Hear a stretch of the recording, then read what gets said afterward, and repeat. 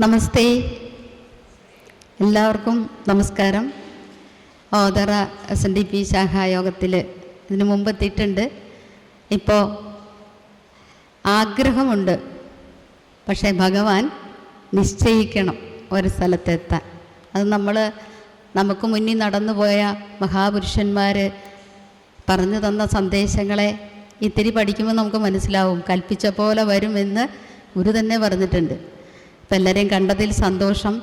ഇന്നീ ദിനത്തിൽ നമ്മൾ എടുക്കുന്ന വിഷയം ശിവലിംഗൻ ദർശിച്ച ഗുരുവര്യൻ. നമുക്ക് പരിചയമുള്ള വിഷയമാണ്. അത് നമുക്ക് എത്രമാത്രം ഹൃദയത്തിലേക്ക് സംശീകരിക്കാൻ പറ്റുമോ അത്രമാത്രം മനസ്സിലാക്കിക്കൊണ്ട് മുന്നോട്ട് പോകാൻ സാധിക്കട്ടെ. ഈ ശാഖായോഗത്തിൻ്റെ ഏറെ ബഹുമാന്യരായിട്ടുള്ള എല്ലാ ഭാരവാഹികളും പ്രത്യേക നമസ്കാരം അറിയിച്ചുകൊണ്ട് ഇവിടെ ഈ പ്രഭാഷണം ശ്രവിക്കുവാൻ എത്തിച്ചേർന്നിട്ടുള്ള എല്ലാ ആത്മസുഹൃതികൾക്കും വിനയപുരസ്സരമുള്ള പ്രണാമം അർപ്പിച്ചുകൊണ്ട് നമുക്ക് ആരംഭിക്കാം.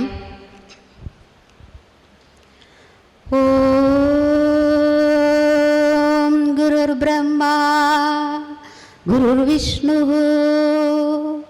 ഗുരുർദേവോ മഹേശ്വരഃ ഗുരു സാക്ഷാത് പരം ബ്രഹ്മ തസ്മൈ ശ്രീ ഗുരവേ നമഃ.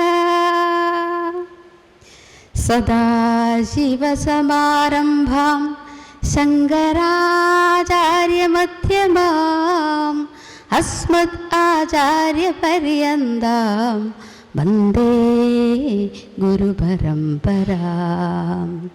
ഓം സഹനാവവതു സഹനൗ പുനക്തു സഹ വീര്യം കരവാവഹൈ തേജസ്വിനാവധീതമസ്തു മാ വിദ്വിഷാവഹൈ.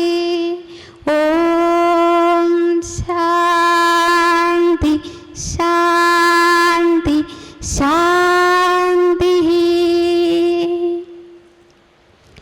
ഹേ ശാരദേ സകല ഭക്തജനാനുകൂലേ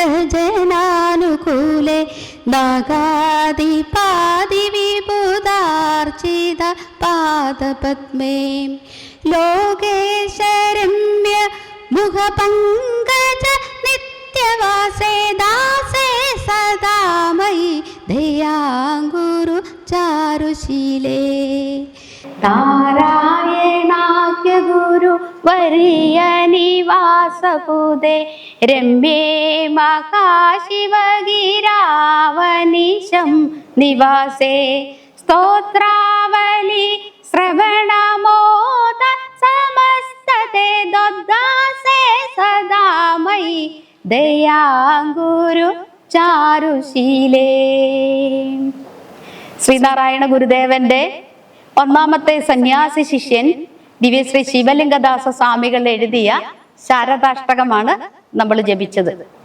ഒരു പരിചയപ്പെടുത്തൽ എന്ന് പറയുമ്പോൾ ഗുരുവിന്റെ ഒന്നാമത്തെ സന്യാസി ശിഷ്യനാകാൻ ഭാഗ്യം സിദ്ധിച്ച ലോകത്ത് അനേകം ശിഷ്യന്മാരുണ്ടായിരുന്നു. പക്ഷേ ഭഗവാൻ എന്തിനാണ് ഈ വത്സലപുത്രനെ തന്നെ തിരഞ്ഞെടുത്തത്?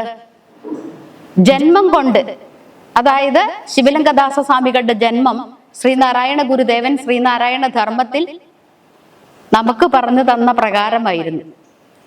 നമുക്കറിയാം, തിരുവനന്തപുരം ജില്ലയില് നെയ്യാറ്റിൻകരയ്ക്കടുത്ത് മാറായിമുട്ടത്ത് മണ്ണാത്തല എന്ന ഇടത്തരം നായർ കുടുംബത്തിൽ ഉമ്മിണിയമ്മയുടെയും മാർത്താണ്ഡപിള്ളയുടെയും 3 മക്കളിൽ 3ാമത്തെ പുത്രനായിട്ടാണ് കുഞ്ചു അഥവാ കൊച്ചപ്പി പിള്ള എന്ന പേരുള്ള ശിവലിംഗദാസ സ്വാമികൾ പൂജാതനായത്. 1867 1042 കർക്കിടക മാസത്തിലെ പൂയം നക്ഷത്രത്തിൽ. ഇതൊരു ഭാഗ്യമായി ഞാൻ കാണുന്നത്. ഈ കർക്കിടക മാസത്തിലാണ് ശിവലിംഗദാസ സ്വാമികള് ജനിച്ചത്. ഒട്ടേറെ അനുഗ്രഹം ഓതറ ശാഖയ്ക്ക് ഉണ്ടാവും. എന്ന് വെച്ചാൽ കടന്നു വന്ന വഴികളിൽ ഒരു ഗുരുവിനെ എങ്ങനെ സമാശ്രയിക്കണമെന്ന് ഈ പുത്രൻ നമുക്ക് പറഞ്ഞു തരുന്നുണ്ട്. 34ഓളം കൃതികൾ നമുക്കായി എഴുതി തന്നു. പക്ഷെ നമ്മളെപ്പോഴും പറയുന്നതും പാടുന്നതുമായി ഒരൊറ്റ കൃതിയേ ഉള്ളൂ. എന്നാൽ ആ ഒരൊറ്റ കൃതി കൊണ്ട് തന്നെ ഏറ്റവും ശ്രേഷ്ഠമായി നമ്മുടെ ഗുരു ആരാണെന്ന് നമുക്കത് കാണിച്ചു തന്നിട്ടുണ്ട് ആ കൃതിയിലൂടെ. പക്ഷെ അതിന്റെ പശ്ചാത്തലം എന്താണെന്ന് നമുക്ക് വലിയ കാര്യമായിട്ട് അറിയില്ല. എന്നാൽ 1930 ശ്രീ KR ഭാസ്കരൻ എന്ന് പറയുന്ന ആള് ശിവലിംഗദാസ സ്വാമിയെ കുറിച്ചൊരു ലഘു ഗ്രന്ഥം തയ്യാറാക്കിയിട്ടുണ്ടായിരുന്നു. അപ്പോ അതിനുശേഷം വളരെ കാലം ഇങ്ങോട്ട് പിന്നിട്ട് വന്നു. ആരും തന്നെ ഒന്നാമത്തെ സന്യാസി ശിഷ്യനെ കുറിച്ച് വേണ്ടതായ രീതിയിലുള്ള രേഖകളൊന്നും എടുക്കാനായിട്ട് നിന്നില്ല. വളരെ കാലത്തെ പരിശ്രമം കൊണ്ട് ഇന്ന് ശിവഗിരി മഠത്തിന്റെ പ്രസിഡന്റ് പദവി അലങ്കരിക്കുന്ന ദിവ്യശ്രീ സച്ചിദാനന്ദ സ്വാമികളാണ് ശ്രീനാരായണ ശിവലിംഗം എന്ന പേരിൽ 540 പേജുകളുള്ള ശിവലിംഗദാസ സ്വാമികളുടെ ജീവചരിത്രവും ഒപ്പം കൃതികളും രേഖപ്പെടുത്തിയ ഒരു പുസ്തകം 2008 പബ്ലിഷ് ചെയ്തു. നമ്മുടെ കരങ്ങളിൽ വന്നുപെടുന്നത് 2012. അപ്പൊ ഓർക്ക് അവിടെയും 4 വർഷത്തെ ഡിലേ വന്നു അല്ലേ? 4 അല്ലേ? കണക്കറിയത്തില്ലേ? അറിയാം. കണക്കിൽ ഞാൻ പൊറോട്ട കേട്ടോ. അതുകൊണ്ടാണ് 2008 ആകെ 1000 കോപ്പികളാണ് ഈ പുസ്തകം ഇറങ്ങി. ഒന്ന് ആലോചിച്ച് നോക്കി എത്ര ജനതതി ഉണ്ട് നമ്മള്. പക്ഷേ ആരെങ്കിലും ഇതെടുത്ത് പ്രയോഗിക്കട്ടെ എന്ന് കരുതി വളരെ കരുതലോട് കൂടിയാണ് ഭഗവാൻ ഈ 1000 കോപ്പികളും ഓരോരുത്തരുടെ കൈവശത്തിൽ എത്തിച്ചു കൊടുത്തത്. ഇത് കൊണ്ടെന്ന് വെച്ചു 2013, 14, 15 കടന്നുപോയി. ഒരു സുപ്രഭാതത്തിൽ തൊടുപുഴ SNDP യൂണിയനില് ഗുരുഷട്കം എന്ന വിഷയം പഠിപ്പിക്കാൻ പോണം. വെറുതെ ഒന്ന് മറിച്ചു നോക്കിയപ്പോ ഞാൻ അത്ഭുതപ്പെട്ടു പോയി. കാരണം ഇത്രമാത്രം ഗഗനമായ ഗുരുവിന്റെ ചരിത്രം ഏറ്റവും കൂടുതൽ പ്രകാശിക്കുന്നത് ദിവ്യശ്രീ ശിവലിംഗദാസ സ്വാമികളിൽ കൂടിയാണ്. ഈ ലോകത്ത് ശ്രീനാരായണ ഗുരു ഈശ്വരനാണോ എന്നോ ചോദിക്കുമ്പോ ഒരൊറ്റ ഉത്തരത്തിലൂടെ നമുക്ക് പറയാൻ കഴിയും ഗുരു ഈശ്വരനാണ് എന്ന് പറഞ്ഞാൽ ഈശ്വരീയമായ സത്തയെ ദർശിച്ചറിഞ്ഞിട്ട് അതിൻ്റെ ആധ്യാത്മിക അനുഭൂതിയിൽ എഴുതിപ്പോയ കൃതിയാണ് ഗുരു ഷട്കം. ഷട്കം എന്ന് പറഞ്ഞാൽ 6 പദ്യങ്ങൾ കൊണ്ട് ഗുരുവിലെ ഈശ്വരീയതയെ മനസ്സിലാക്കി തരികയാണ് നമുക്ക്. നമ്മൾ അറിയണം അതെത്രമാത്രം നമ്മുടെ ഹൃദയത്തെ സ്വാധീനിക്കുമെന്ന് ആ കൃതികളിലേക്ക് കയറി വരുമ്പോൾ നിങ്ങൾക്ക് മനസ്സിലാവും. നമ്മളിത് അറിയേണ്ടതാണ്, പഠിക്കേണ്ടതാണ്, വൈകിപ്പോയല്ലോ എന്ന് നമുക്ക് തോന്നും. അപ്പോ ഗുരുഷട്കം എന്ന കൃതിയെ പറയുമ്പോൾ ഓം എന്ന അക്ഷരത്തിൽ തുടങ്ങിയിട്ട് നമശിവായ എന്ന പഞ്ചാക്ഷരി മന്ത്രം കൊണ്ടാണ് എഴുതിയത്. പക്ഷെ എന്തുകൊണ്ടാണ് അങ്ങനെ എഴുതിയത് എന്ന് ചോദിച്ചാൽ അതിനകത്ത് കയറി അതെന്താണ് സംഭവം എന്ന് മനസ്സിലാക്കുമ്പോഴാണ് നമ്മൾ മാറിപ്പോവുക. ഇന്ന് കാണുന്ന ആ ഒരു പശ്ചാത്തലത്തിലല്ല അരിയുപ്പുറം അന്ന് നിന്നിരുന്നത് അല്ലേ? നമുക്കറിയാം മാരായമുട്ടം എന്ന് പറയുന്ന കുഞ്ചുവിന്റെ കൊച്ചപ്പിപ്പിള്ളയുടെ വീടിരുന്ന സ്ഥലമൊക്കെ കൊടും വനമായിരുന്നു. അന്നത്തെ കാലത്ത് ഇങ്ങനെ ഒരു ശിഷ്യനെ 12 വയസ്സ് എളുപ്പനാണ് ഭഗവാനെക്കാളും. ഭഗവാന് എത്ര വയസ്സുണ്ട് എന്നുള്ളത് ഒരു വലിയ പ്രശ്നവും തർക്കവുമാണ്. എന്താന്ന് വെച്ചാൽ ഭഗവാന്റെ ജനനത്തീയതി മുതൽ തർക്കം വരുന്ന കാര്യമാണ്. അതൊന്നും തർക്കിക്കാനല്ല. ഒരു മഹാപുരുഷൻ ഈ ലോകത്തിന് വേണ്ടി എന്ത് ചെയ്തു, അത് എത്രമാത്രം നമുക്ക് ഉപയുക്തമായി ലഭിക്കുന്നു എന്നുള്ളത് മാത്രം നോക്കിയാൽ മതി.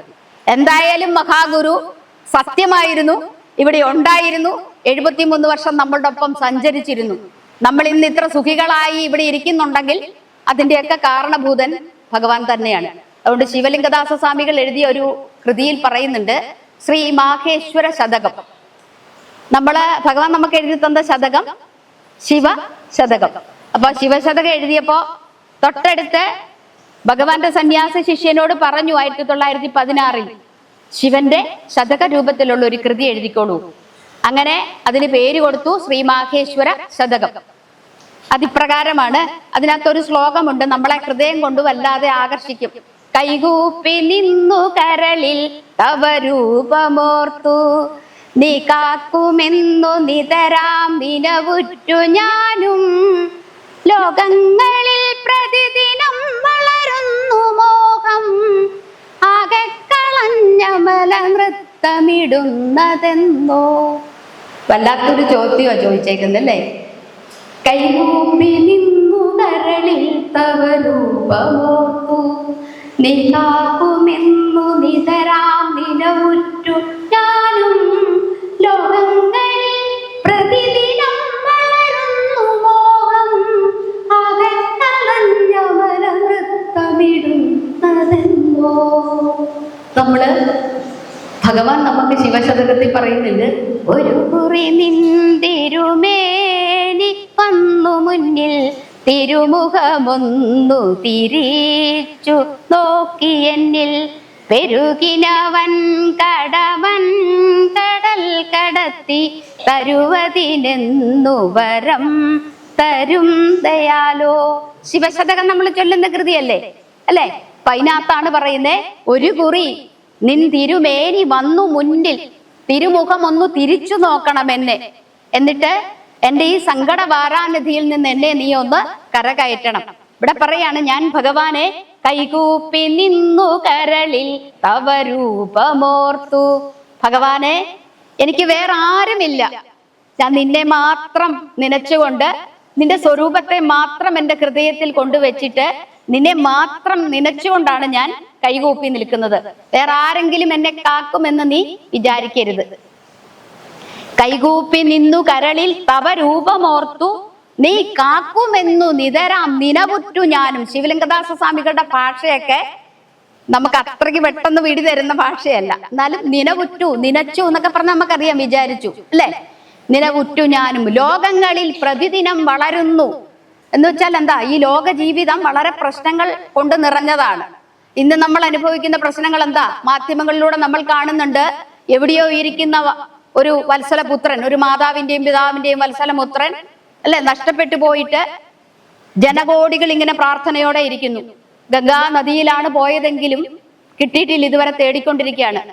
ഒരു മാതാവിനെ സംബന്ധിച്ചിടത്തോളം നമുക്ക് വല്ല വേദന ഉണ്ടാക്കുന്ന കാര്യമാണ്. നമ്മളും പ്രാർത്ഥിച്ചു പോകും, എവിടെന്നെങ്കിലും ആ ശരീരമെങ്കിലും ഒന്ന് കിട്ടിയിരുന്നെങ്കിൽ അല്ലെ? അപ്പം ഇത് തന്നെയല്ല ലോകത്തുള്ള വിഷയങ്ങൾ എന്ന് പറയുന്നത്. നമ്മുടെ ഒരു വ്യക്തിയെ സംബന്ധിച്ചെടുക്കുമ്പോൾ നമുക്ക് നാനാതരത്തിലുള്ള വ്യാധികള്, പ്രശ്നങ്ങള് ഒക്കെ ഉണ്ടാവും, ദുരിതങ്ങള്.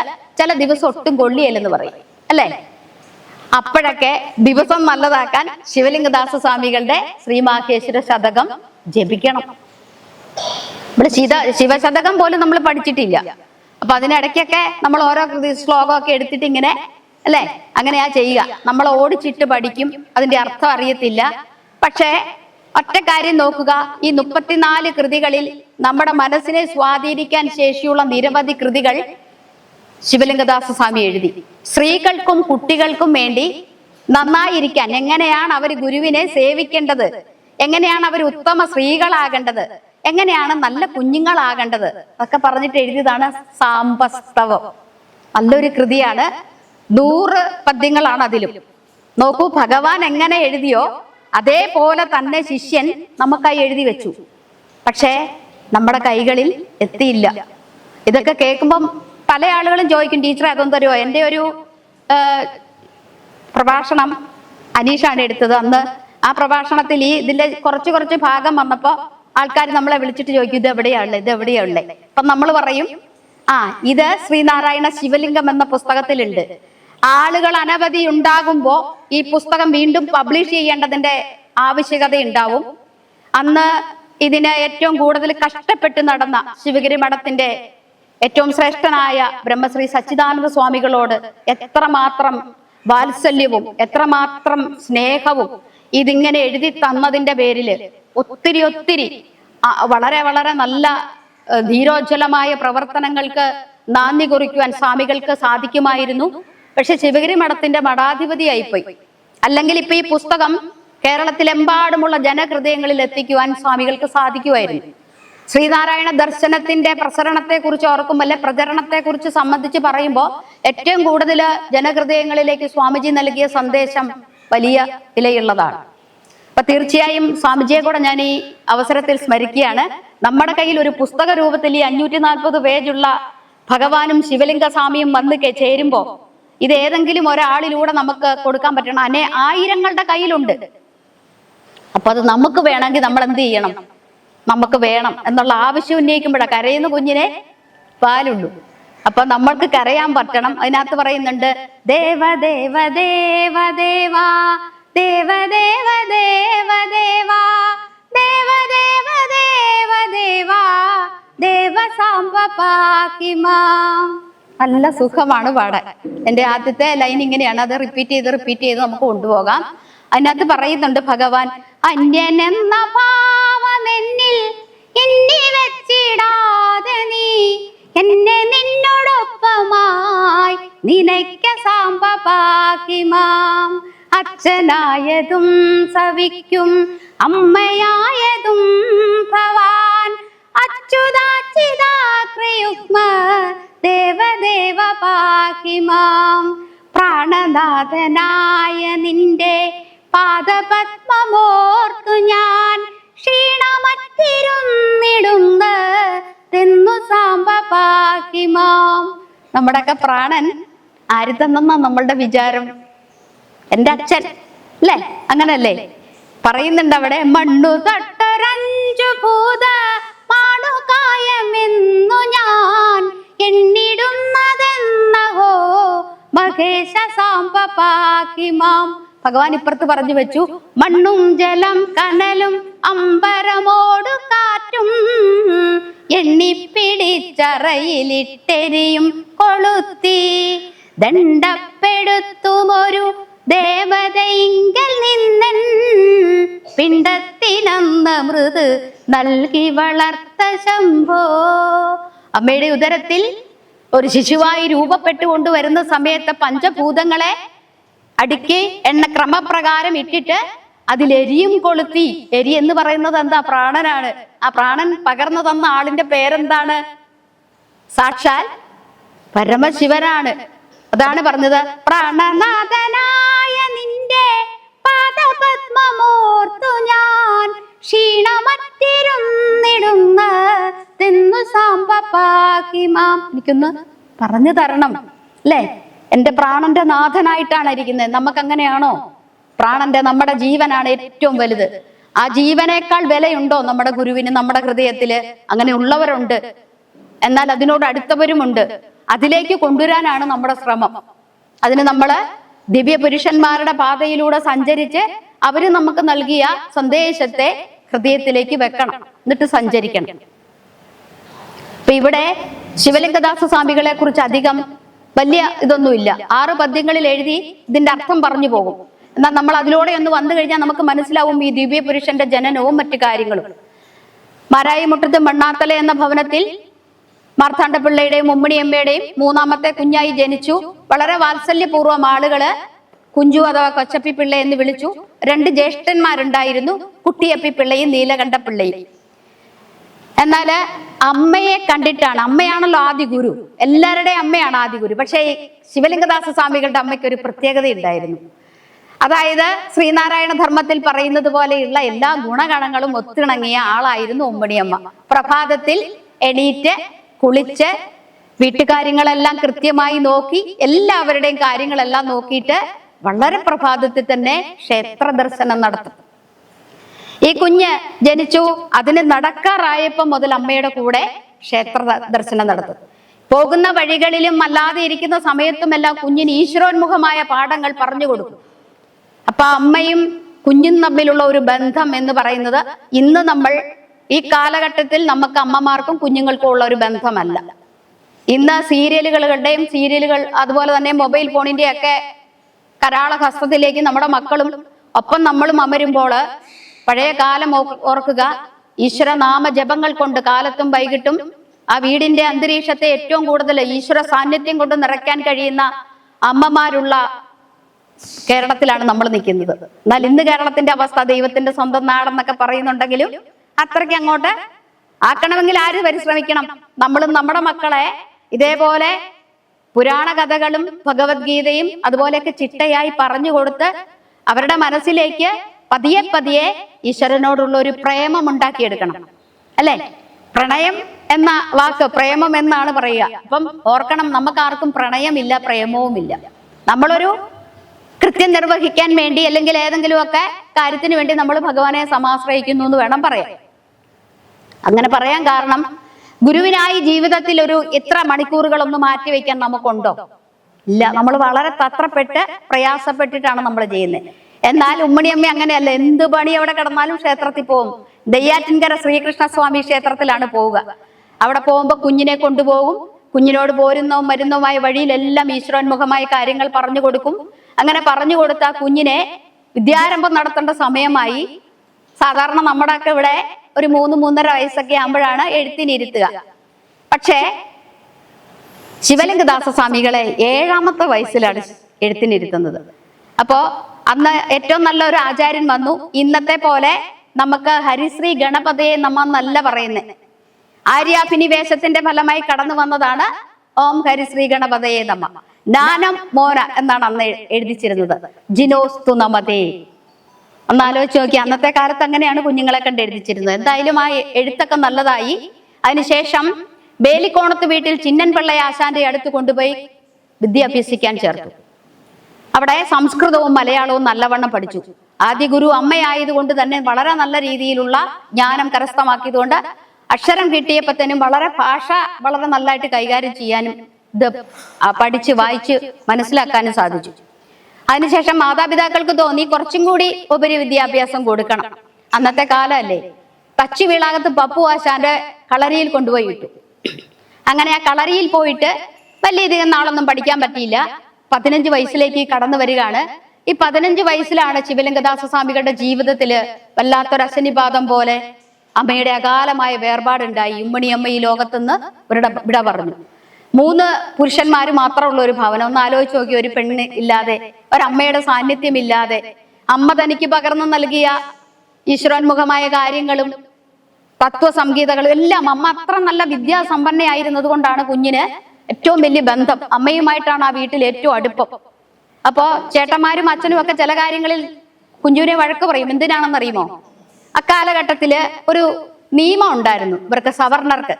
പണ്ടുള്ള അനാചാരമാണ്. പുറത്തൂടെയൊക്കെ ഇറങ്ങി നടന്നിട്ട് വന്നാൽ കുളിക്കണം എന്ന് പറഞ്ഞാൽ എന്താ? ജാതി വ്യത്യാസം കൊടുമ്പിരി കൊണ്ടിരിക്കുന്ന ഒരു സമയത്താണ് ജനിച്ചേക്കുന്നത്. അന്ന് സവർണരുടെ ഇടയിൽ നമ്മളുടെ ആളുകളൊക്കെ, നമ്മുടെ നിഴലൊക്കെ തട്ടിയാൽ പോലും നമ്മളെ അയിത്തം ബാധിച്ചു. ആ ബാധിച്ച അയിത്തത്തെ കഴുകി കളയണം എന്നുള്ള ഒരു ആചാരം ഉണ്ടായിരുന്നു. അതുകൊണ്ട് ഈ കൊച്ചു പുറത്തൂടെയൊക്കെ, കുഞ്ഞല്ലേ, അത് ഇറങ്ങി നടന്നിട്ട് വരുമ്പോ ചേട്ടന്മാര് പറയും കുളിക്കണം, കുളിച്ചിട്ടേ കയറാവൂ. അപ്പൊ അവരോട് ചോദിച്ചൊരു ചോദ്യമുണ്ട്. ഈ പ്രപഞ്ചത്തിലുള്ള സമസ്ത ചരാചരങ്ങളെയും സൃഷ്ടിച്ചിരിക്കുന്നത് ജഗദീശ്വരനല്ലേ? ഞാനും എന്റെ നിഴലടിക്കുന്ന ആളും ഒരേ ആളിന്റെ മക്കളല്ലേ? പിന്നെ എന്തിന് കുളിക്കണം? ഇതിന്റെ പേരിൽ പലപ്പോഴും പീഡനമൊക്കെ, അതായത് അടിയൊക്കെ വെച്ചു കൊടുക്കും. അങ്ങനെ ഈ 15 വയസ്സായപ്പോ അമ്മയൊക്കെ പോയപ്പോ ഭയങ്കര ദുഃഖമായി. ഈ ഏകാന്ത പതികനെ പോലെ നമുക്കറിയാം, 15 വയസ്സ് നമ്മുടെ ആൺകുഞ്ഞുങ്ങളെ സംബന്ധിച്ച് പറയുമ്പോൾ അവർ ദുഃഖം ഉള്ളിൽ വെക്കുന്ന ആളുകളാണ്. പെൺകുട്ടികൾ കുറച്ചും കൂടെ ഒക്കെ അത് തുറന്ന് ആരോടെങ്കിലും പറയെടുക്കുകയൊക്കെ ചെയ്യും. വളരെ വിമുഖനായിരിക്കുന്ന ഈ മകൻ ഓംകാരനാഥം മുഴക്കുന്ന നെയ്യാറിന്റെ തീരങ്ങളിൽ ഏകാന്ത പതികനെ പോലെ സഞ്ചരിച്ചു. അത് ശരിക്കും സച്ചിദാനന്ദ സ്വാമി എഴുതിയിരിക്കുന്ന ആ ഭാഗമൊക്കെ വരുമ്പോ, ഒരമ്മയായതുകൊണ്ട് തന്നെ എന്റെ ഹൃദയം ത്രസിച്ചു പോയിട്ടുണ്ട്, കണ്ണുകൾ അണിഞ്ഞിട്ടുണ്ട്. കാരണം ഒരു 15 വയസ്സുകാരന്റെ അനാഥത്വം എത്ര വലുതായിരുന്നു. ഇങ്ങനെ ഇറങ്ങി നടക്കുന്നതൊക്കെ അതൊരു തുടക്കമായിരുന്നു. എന്ന് വെച്ചാൽ എന്താ, ഇറങ്ങി നടന്ന പരിസരമൊക്കെ ഒന്ന് മനസ്സിലാക്കി വെക്കാൻ വേണ്ടിയാണ്. എന്തായാലും മാർത്താണ്ഡ പിള്ളയ്ക്ക് വലിയ സങ്കടം തോന്നി കുഞ്ഞിന്റെ ഈ ഇങ്ങനെയുള്ള ഇരിപ്പ് കണ്ട്. അദ്ദേഹം ഒരു കാര്യം തീരുമാനിച്ചു. തിരുവനന്തപുരത്ത് പേട്ടയിലുള്ള ഒരു പലവ്യഞ്ജന കടയിൽ, ഒരു ഷൺമുഖം പിള്ളയുടെ കടയിൽ കുഞ്ഞിനൊരു ജോലി വാങ്ങിച്ചു കൊടുത്തു. എത്ര വയസ്സുണ്ട്? 15. 15 വയസ്സിൽ ആ കണക്കപ്പിള്ളയായിട്ട് ജോലിയിൽ പ്രവേശിക്കുക. കാരണം വീട്ടിൽ വന്ന ഒരു രക്ഷയില്ല. അമ്മയുടെ വസ്ത്രം, അമ്മ ഉപയോഗിച്ച പാത്രങ്ങള്, അല്ലെങ്കിൽ അമ്മ നിന്ന് പെരുമാറിയിരുന്ന അടുക്കള, ഇതെല്ലാം കാണുമ്പോ കുഞ്ഞിന്റെ ഹൃദയത്തിൽ വല്ലാത്ത വിഷമം ഉണ്ടാവും. അപ്പോ ഇത് കണ്ടുമടുത്ത മാർത്താണ്ഡപിള്ള എന്തെങ്കിലും ഒരു വഴി കണ്ടുപിടിച്ചേ പറ്റൂ എന്ന് കരുതിയിട്ടാണ് കണക്കപ്പിള്ളയായിട്ട് ജോലിയിൽ വിടുന്നത്. ഒട്ടും മനസ്സുണ്ടായിട്ടല്ല. ജ്യേഷ്ഠന്മാർക്ക് ഇതൊന്നും അറിയണ്ട. ഇന്ന് നമ്മുടെ മൊബൈൽ ഫോണൊക്കെ ഉപയോഗിക്കുന്ന പിള്ളേരെക്കാൾ കഷ്ടമായിരുന്നു 2 ചേട്ടന്മാരുണ്ടായിരുന്നത്. ശിവലിംഗദാസ സ്വാമികളെ പോലെ ജനിച്ചതല്ല, അതുകൊണ്ടാണ്. പക്ഷേ കണക്കപ്പിള്ളയെ അവിടെ കയറി ചെന്നു പെട്ടത് നല്ല ഒരു മനുഷ്യന്റെ പക്കലാണ്. കാരണം മാർത്താണ്ഡപിള്ള പറഞ്ഞിരുന്നു അമ്മയില്ലെന്നും ഇങ്ങനെയുള്ള പ്രശ്നങ്ങളൊക്കെയാണെന്നും ഒക്കെ പറഞ്ഞപ്പോ കണ്ട ആർക്കും സ്നേഹം തോന്നുന്ന പ്രകൃതമാണ് ശിവലിംഗദാസ സ്വാമികളുടെ. പൊക്കം കുറഞ്ഞിട്ട് വണ്ണമൊക്കെ വെച്ചിട്ട് ഉദയസൂര്യനെ പോലത്തെ ശോഭയായിരുന്നു. മനസ്സിലൊന്ന് കണ്ടു നോക്കിക്കോളൂ. അതായത് ശ്രീനാരായണ ഗുരുദേവന്റെ പൊക്കം ഇച്ചിരി കുറഞ്ഞാൽ എങ്ങനെയിരിക്കും, അതുപോലെയാണ് ശിവലിംഗദാസ സ്വാമികളുടെ പ്രകൃതം. ആർക്കും ഒരു ഓമനത്വം തോന്നുന്ന പ്രകൃതം. ഷൺമുഖം പിള്ളയ്ക്ക് വലിയ ഇഷ്ടമായി. ഓരോ കാര്യങ്ങളൊക്കെ സംസാരിച്ചു വന്നപ്പോൾ ഒരു പത്രത്താളുകൾ കണ്ടാൽ പോലും മാർത്തിയോടുകൂടി വായിക്കുകയും ഒക്കെ ചെയ്യുമ്പോൾ ഇദ്ദേഹത്തിന് മനസ്സിലായി ജ്ഞാനതൃഷ്ണ വല്ലാതെ ഉണ്ട്. അതുകൊണ്ട് എന്തെങ്കിലും കാര്യം ചെയ്യണം. അപ്പൊ നല്ല നല്ല പുസ്തകങ്ങൾ ഷൺമുഖം പിള്ള വാങ്ങിച്ച് ഈ കുഞ്ഞിന് കൊടുക്കും. വലിയ പാടുപെട്ട ജോലിയൊന്നും ചെയ്യിപ്പിക്കത്തില്ല. അങ്ങനെ കടയിൽ അങ്ങോട്ട് തിരക്ക് കൂടി വന്നു. കൊച്ചിന് വല്ലാത്ത ബുദ്ധിമുട്ടായി.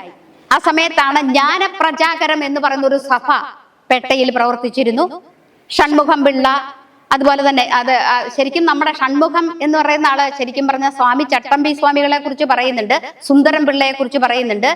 ഇടയ്ക്കിടെ അവിടെ വന്നുപോയിരുന്ന ഒരു ഋഷി ശ്രീ നാരായണ ഗുരുദേവൻ പോലും ചെന്നിരുന്ന ജ്ഞാനപ്രചാകര സഭയിൽ അവിടെ കൊണ്ടുപോകും ഷൺമുഖം പിള്ള ഈ കുഞ്ഞിനെ. അവിടുന്ന് കിട്ടുന്ന അറിവൊക്കെ ശേഖരിക്കട്ടെ എന്ന് വെച്ചിട്ടാണ് അങ്ങനെ കൊണ്ടുപോയി. അവിടെ എല്ലാ ആളുകൾക്കും ഈ കുഞ്ഞിനെ പരിചയമുണ്ട്. കടയിൽ വല്ലാതെ തിരക്കും ഒക്കെ വന്നപ്പോഴത്തേക്കും ഷൺമുഖം പിള്ള മാർത്താണ്ഡ പിള്ളയോട് പറഞ്ഞു, 15 വയസ്സല്ലേ ഉള്ളൂ, ഇനി ഇവിടെ നിർത്തണ്ട, പിന്നെ വീട്ടിലേക്ക് കൊണ്ടുപോയിക്കോളൂ. അങ്ങനെ അദ്ദേഹം വീട്ടിൽ ഭവനത്തിൽ തിരിച്ചെത്തി. അവിടെ വന്നിട്ടും വലിയ മാറ്റമൊന്നുമില്ല. എന്താ കാര്യം? ഇവരോട് പൊരുതി നിൽക്കണം. ഇവർ ഈ ജാതി കുശുമ്പ് പറയും, ഇറങ്ങി നടക്കാൻ പാടില്ല, സ്വസ്ഥമായി ഒന്നും ചെയ്യാൻ സമ്മതിക്കത്തില്ല. അതൊരു വല്ലാത്ത ബന്ധനത്തിലായി. എന്തായാലും ഒരിക്കൽ നെയ്യാറ്റിൻകര ശ്രീകൃഷ്ണ സ്വാമി ക്ഷേത്രത്തില് ദർശനം കഴിഞ്ഞ് മടങ്ങി വരുന്ന വഴി അചാരുബാഹുവായ ഒരു യുവയോഗിയെ വഴിയിൽ ദർശിക്കുകയാണ്. പാവം ഇങ്ങനെ നടന്നു ചെല്ലുന്നു. അദ്ദേഹം അവിടെ നിന്ന് നടന്നു വരുന്നു. കണ്ട മാത്രയിൽ ഈ ശിഷ്യനെ ആപാത ചൂടമൊന്ന് നോക്കിയിട്ട് അടുത്തു വന്നു. ചെവിയിൽ ദിവ്യമായൊരു മന്ത്രം ഉപദേശിച്ചു കൊടുത്തു. സമയം പരിപക്വമാകുമ്പോൾ ഉത്തമനും ശ്രേഷ്ഠനുമായിട്ടുള്ള ഒരു ഗുരുവിന്റെ സന്നിധിയിൽ എത്തിച്ചേരാൻ സാധിക്കുമെന്ന് അനുഗ്രഹിച്ച് കടന്നുപോയി. ശിവലിംഗദാസ സ്വാമികൾ പിന്നെ പറയുന്നുണ്ട്, ഈ വന്നയാള് സാക്ഷാൽ മഹാദേവൻ തന്നെയാണ്. ആ മഹാദേവൻ എന്ന് പറയുന്ന ആൾ ആരാണ്?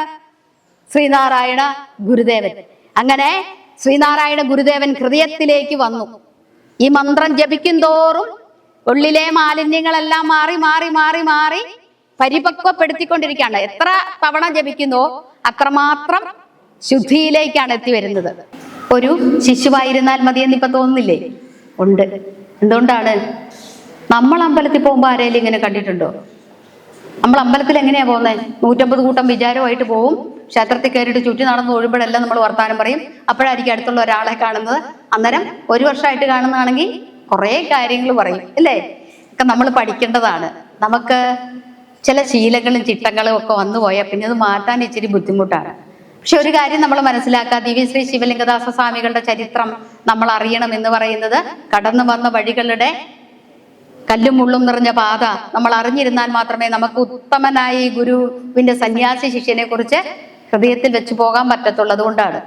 അപ്പോ ഈ ഇത്തരം കാര്യങ്ങളൊക്കെ കഴിയുമ്പോഴാണ് മരുത്വാമലയിലെ കഠിന തപസ് കഴിഞ്ഞ് ഭഗവാൻ ശ്രീനാരായണ ഗുരുദേവൻ അരുവിപ്പുറത്ത് എത്തുന്നത്. ആളുകളൊക്കെ പറഞ്ഞു, അരുവിപ്പുറത്ത് ഇങ്ങനെ ഒരു യുവയോഗി എത്തപ്പെട്ടിട്ടുണ്ട്. ആരാണ് വന്നിരിക്കുന്നത്?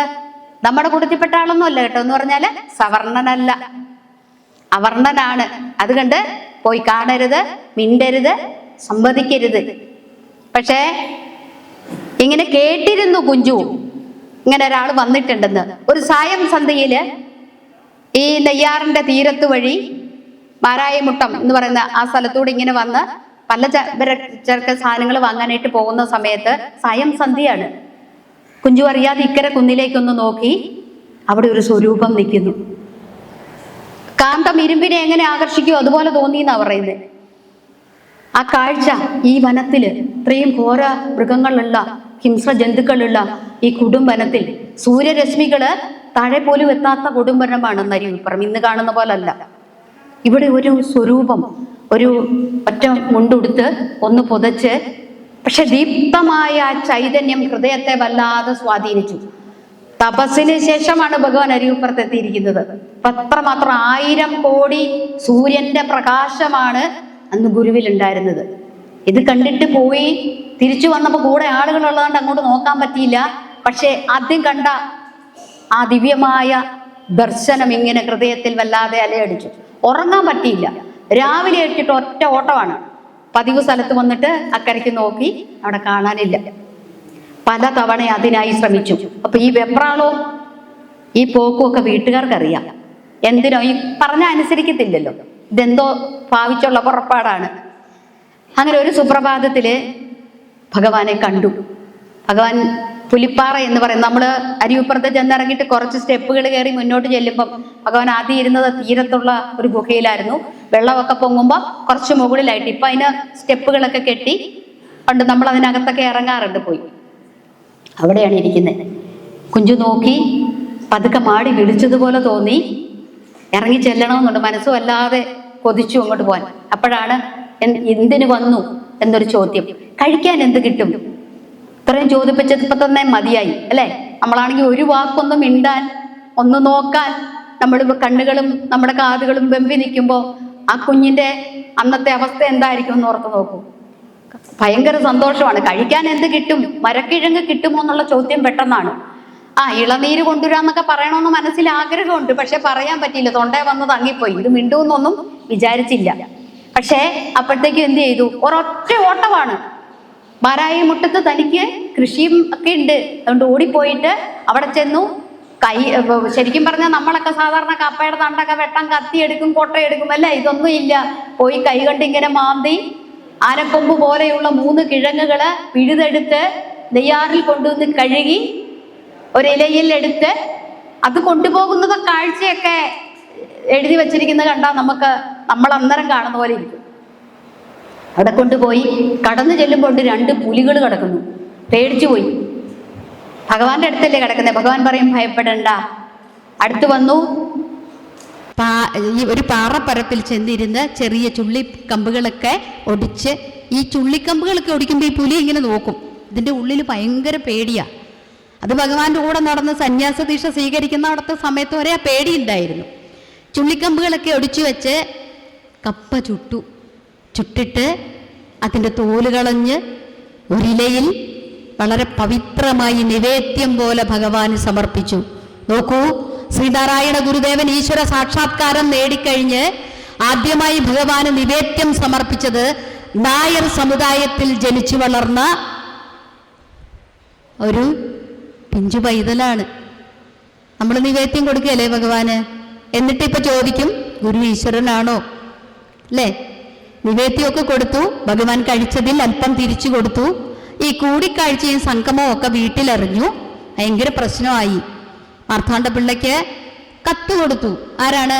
നായർ സമുദായത്തിലെ ആളുകള്. ഇനി ഇത്തരം കാര്യങ്ങൾക്ക് ശ്രമിച്ചുകൂടാ, മകനെ മര്യാദയ്ക്ക് വീട്ടിലിരുത്തണം, ഇങ്ങനെ വിടരുത്, അങ്ങനെയൊക്കെ പറഞ്ഞ് ഒത്തിരി താക്കീതും പ്രശ്നങ്ങളും ഒക്കെ വന്നു. കുഞ്ചുവിന് ഇതൊന്നും ഒരു പ്രശ്നമേ അല്ല. എന്ന് വെച്ചാൽ എന്താ? ഇതൊന്നും തന്നെ ബാധിക്കുന്ന കാര്യമല്ല.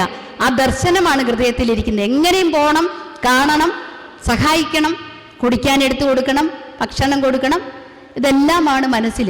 അങ്ങനെ ദിവസങ്ങളും ഇങ്ങനെ പിന്നിട്ടുകൊണ്ടിരുന്നു. വീട്ടിൽ അതിനതിന് പ്രശ്നങ്ങളായി. പുല്ല് വെട്ടാനാന്നും പറഞ്ഞ് കൊട്ടയും കത്തിയും ഒക്കെ അവിടെ നിന്ന് എടുക്കും, കാട്ടിലെവിടെയെങ്കിലും ഒളിപ്പിച്ചു വെക്കും, പോകുന്ന പോക്ക് ഭഗവാന്റെ അടുത്ത് ചെന്നിരിക്കും. ഇങ്ങനെയായി ദിനരാത്രങ്ങൾ കടന്നു പോയിക്കൊണ്ടിരുന്നു. അപ്പോഴത്തേക്കും ഭയങ്കര പ്രശ്നമായി. അവരിടപെട്ടു. അവരെ സമുദായത്തിൽ നിന്നും ഭ്രഷ്ട് കൽപ്പിച്ചു പുറത്താക്കി. ആലോചിച്ച് നോക്കിയേ, ഇപ്പം ആരുണ്ട്? ലോകത്ത് തന്നെ ആശ്രയിക്കാൻ കഴിയുന്ന ജഗതീശ്വരന്റെ പക്കലേക്ക് നായർ സമുദായത്തിൽ ജനിച്ചു വളർന്ന ഒരാള് എത്തപ്പെടുകയാണ്. പിന്നെ ഭഗവാന്റേതായി. ശിവലിംഗദാസ സ്വാമികള് ഭഗവാനിലേക്ക് ചെന്ന് ലയിച്ചു. സ്വാമി ഇനി എങ്ങും പോകേണ്ടതില്ല, സമുദായവും തള്ളിക്കളഞ്ഞു, മാതാപിതാക്കളുമില്ല. അതുകൊണ്ടാണ് സാമ്പസ്തവത്തിൽ അച്ഛനായതും സവിക്കും അമ്മയായതും ഭവാൻ അച്യുതാച്യുതാക്രയുഗ്മ ദേവദേവ പാകിമാം പ്രാണനാഥനായ നിന്റെ പാദപത്മമോർത്തു ഞാൻ ക്ഷീണമറ്റിരുന്നിടുന്ന തെന്നു സാമ്പ പാകിമാം കൂടുവിട്ടു പോയിടുന്ന വേളയെങ്കിലും ഭവാൻ കൂടെ നിന്നു കാക്കണേ മഹേശ സാമ്പ പാകിമാം നീണ്ടു വന്നിടുന്നീ ദാശമേൽക്കുമേലെ ഞാൻ പണ്ടു ചെയ്ത പാപമോ മഹേശ സാമ്പ പാകിമാം ഇന്ദ്രജാലമാണു ലോകം എന്നു തോന്നുവാനിതാ ചന്ദ്രശേഖരാ നമിച്ചിടുന്നു സാമ്പ പാകിമാം. ഒരു കൊച്ചു കുഞ്ഞിന്റെ ഹൃദയത്തിൽ ശ്രീനാരായണ ഗുരുദേവൻ കൊളുത്തിവെച്ച ദീപം അത് ഈ ലോകത്തിന് തന്നെ മാതൃകയാകാൻ കഴിയേണ്ടതാണ്. എവിടെയോ നമ്മുടെ മുന്നിൽ സഞ്ചരിച്ചു പോയ ആളുകൾക്ക് കൃത്യമായി നമ്മളിൽ ഇതെത്തിക്കാൻ സാധിച്ചില്ല. ഇല്ലെങ്കിൽ നമ്മൾ ഇതൊക്കെ പാടി നമ്മോടൊപ്പം ശിവലിംഗദാസ സ്വാമികളുടെ അനുഗ്രഹവും കൂടി നമുക്ക് കിട്ടുമായിരുന്നു അല്ലെ? എത്രയോ കൃതികളാണ് എഴുതിയത്. അതിൻ്റെ വിസ്മയമായ ഒരു പ്രപഞ്ചം തന്നെയാണ് സച്ചിദാനന്ദ സ്വാമികൾ ഈ പുസ്തകത്തിൽ നമുക്ക് തന്നിട്ടുള്ളത്. വിഭവസമൃദ്ധമായ ജ്ഞാന പ്രസരണമാണ് ഇതിൽ നിന്ന്. നമ്മളൊന്ന് ഓർക്കണം, നമുക്കത് പഠിക്കാൻ ഭാഗ്യമുണ്ടാകണം, മനസ്സുകൊണ്ട് ആഗ്രഹിക്കുക എനിക്കിത് പഠിച്ചേ പറ്റത്തുള്ളൂ എന്ന്. ഇപ്പോഴും പറയുന്നുണ്ട്, നമ്മൾ എന്തു ജോലി ചെയ്തുകൊണ്ടിരിക്കുമ്പോൾ, ശിവലിംഗദാസ സ്വാമി തൻ്റെ ജീവിതമാണ് പറഞ്ഞേ, ഏതു ജോലി ചെയ്യുമ്പോഴും ജപിക്കുന്ന എന്താ? ഓം നമ ശിവായ. എന്താണ്? ശിവലിംഗദാസ സ്വാമികൾ അരിവപ്പുറത്ത് വെച്ച് ഭഗവാൻ കാണുമ്പോൾ ചോദിക്കും, നിനക്കാരെയാണ്, നിന്റെ ആരാധനാമൂർത്തി ആരാണ്? അപ്പോ ഈ കുഞ്ഞു പറയും, മഹാദേവനാണ്. ഓ, അങ്ങനെ മഹാദേവനാന്ന് പറയുമ്പോൾ ഭഗവാൻ എഴുതി കൊടുക്കും, ശിവശങ്കര സർവ ശരണ്യ വിഭോ ഭവസങ്കടനാശന പാഹി ശിവ കവി സന്തതി സന്തതവും തൊഴുമിൻ ഭവനാടകമാടും അരും പൊരുളേ. ഈ കൃതി ചൊല്ലിക്കൊണ്ടിരുന്നാൽ നമുക്കൊരു കൂസലും ഉണ്ടാകില്ല, ഒരു പേടിയും വരികയില്ല, ആരെയും ഭയക്കേണ്ടതില്ല. പക്ഷെ നമ്മൾ വളരെ വിശേഷപ്പെട്ട ദിവസമൊക്കെയാണ്, എന്നാ ഇതൊന്ന് ചൊല്ലിയേക്കാം അല്ലേ? നമുക്ക് ഏറ്റവും ഇഷ്ടം ഏതൊക്കെ ചൊല്ലാനാ? ആരെങ്കിലുമൊക്കെ എഴുതി വച്ചിരിക്കുന്ന കൃതികൾ കുറച്ച് ചൊല്ലാനാണ് നമുക്കിഷ്ടം. അതിൽ നിന്നൊക്കെ മാറി ഗുരുവിൻ്റെ കൃതികളും അപ്പം ഗുരുവിൻ്റെ സന്യാസി ശിഷ്യന്മാരും ഗൃഹസ്ഥ ശിഷ്യന്മാരും എഴുതിയ കൃതികൾ ജപിക്കുമ്പോൾ രണ്ട് ഗുണമാണ്. ഇരട്ടി മധുരം കഴിച്ച പ്രതീതിയാണ് നമുക്കുണ്ടാവുക. നമുക്കൊരു മനസ്സിനൊരു സന്തോഷം. ഇപ്പം നിങ്ങൾക്ക് സാമ്പസ്തവം കേട്ടപ്പോൾ തോന്നിയില്ലേ? ഒരു ഹൃദയത്തിൽ അല്ലേ ഒരു വല്ലാത്തൊരു സുഖം നമുക്കുണ്ടാകുന്നുണ്ട്. എന്ത് ജോലി ചെയ്യുമ്പോഴും ഈശ്വരനെ സ്മരിക്കാൻ പറയുന്നു. എന്തു വേല ചെയ്യിലും ഭവൽപദാംബുജദ്വയം ചിന്ത ചെയ്വതിന്നനുഗ്രഹിക്ക സാമ്പപാകി മാം. എപ്പോഴും ഭവാന്റെ നാമം ഉച്ചരിച്ചിരിക്കുവാൻ കൽപ്പിവന്നു നൽകണേ മകേശ സാമ്പപാകി മാം. സ്നാനഭോജനാദിങ്ങ് ചെയ്തിടുന്ന നേരവും മാനസേ ഭവാന്റെ ചിന്ത വേണമീശ പാകി മാം. ഭക്ഷണം കഴിക്കുമ്പം ഭഗവാനെ ഓർക്കണം. നമ്മൾ ഓർക്കല്ലാത്തൻ്റെ കാര്യം എന്താ? ഭഗവാൻ പറഞ്ഞു, ഇവിടെ മീനായതും ഭവതി മാനായതും ജനനി ദീനാകവും നഗഗം താനായതും നരനദി നാരിയും നരനും ആനാഗവും നരകവും നീനാമരൂപമതിൽ നാനാവിധ പ്രകൃതി മാനായി നിന്നറിയുമീ ജ്ഞാനായതും ഭവതി ഹേ നാദരൂപിണി അഹോ നാടകം നിഖിലവും. ഈ പദ്യം ചൊല്ലിക്കൊണ്ട് മീൻ കഴിക്കാൻ പറ്റുമോ? മീനായത് അമ്മയാന്നല്ലേ പറഞ്ഞേക്കുന്നേ. അപ്പോൾ ഒന്ന് തൊടാൻ അറയ്ക്കും അല്ലേ? എന്തുകൊണ്ടാണ് ജനനി നവരത്ന മഞ്ജരിയൊക്കെ വേണ്ട രീതിയിൽ നമ്മൾ പഠിക്കാത്തതെന്ന് ചോദിച്ചാൽ, മീനായതും ഭവതി, അമ്മേ നീയാണ്, മാനായിരിക്കുന്നതും അമ്മയാണ് അല്ലേ? ഇനി പറയുന്നുണ്ട്, പക്ഷിയായിരിക്കുന്നതും പറവയായിരിക്കുന്നതും പർവ്വതമായിരിക്കുന്നതും അമ്മേ നീ തന്നെയാണ്. നീ തന്നെയാണ് ഈ ഞാനായിരിക്കുന്നത്, ഈ പ്രകൃതിയായിരിക്കുന്നത് എന്ന് പറയുമ്പം നമ്മളൊന്ന് അറയ്ക്കും. നമുക്ക് നമ്മുടെ ശീലങ്ങളിൽ, നമ്മുടെ ജീവിത ശൈലി ഒന്ന് മാറ്റിയാൽ ഇവിടെ ഇനി ഇരിക്കും. ആരാ? ഭഗവാൻ. ഇങ്ങനെ ഉറച്ചിരിക്കും. അതിരുത്തണം. ഇപ്പം നമ്മുടെ ഭക്ഷണ രീതികൾ മാറ്റണം എന്ന് പറഞ്ഞാൽ നമ്മളോട് ആളുകൾ പിണങ്ങും അല്ലേ? ഇത്രയും കാലം കഴിച്ചു, വൈക്കംകാർ, ആലപ്പുഴക്കാർ, അവരൊക്കെ ചോദിക്കും, അയ്യോ ഇതില്ലാതെ ജീവിക്കാൻ പറ്റുമോ? പക്ഷേ എപ്പോഴാണോ നമ്മളിൽ ഭഗവാൻ ഒരു ചെറിയ നോട്ടമിടുന്നത്, അതോടുകൂടി നമ്മൾ നേരെയാവും. പിന്നെ നമ്മളെ നയിക്കുന്നത് ഭഗവാനാണ്. അപ്പം അന്നേരമാണ് എപ്പോഴും ഭഗവാന്റെ നാമം ഉച്ചരിച്ചിരിക്കുവാൻ കൽപ്പിവന്നു നൽകണേ മകേശ സാമ്പപാകി മാം.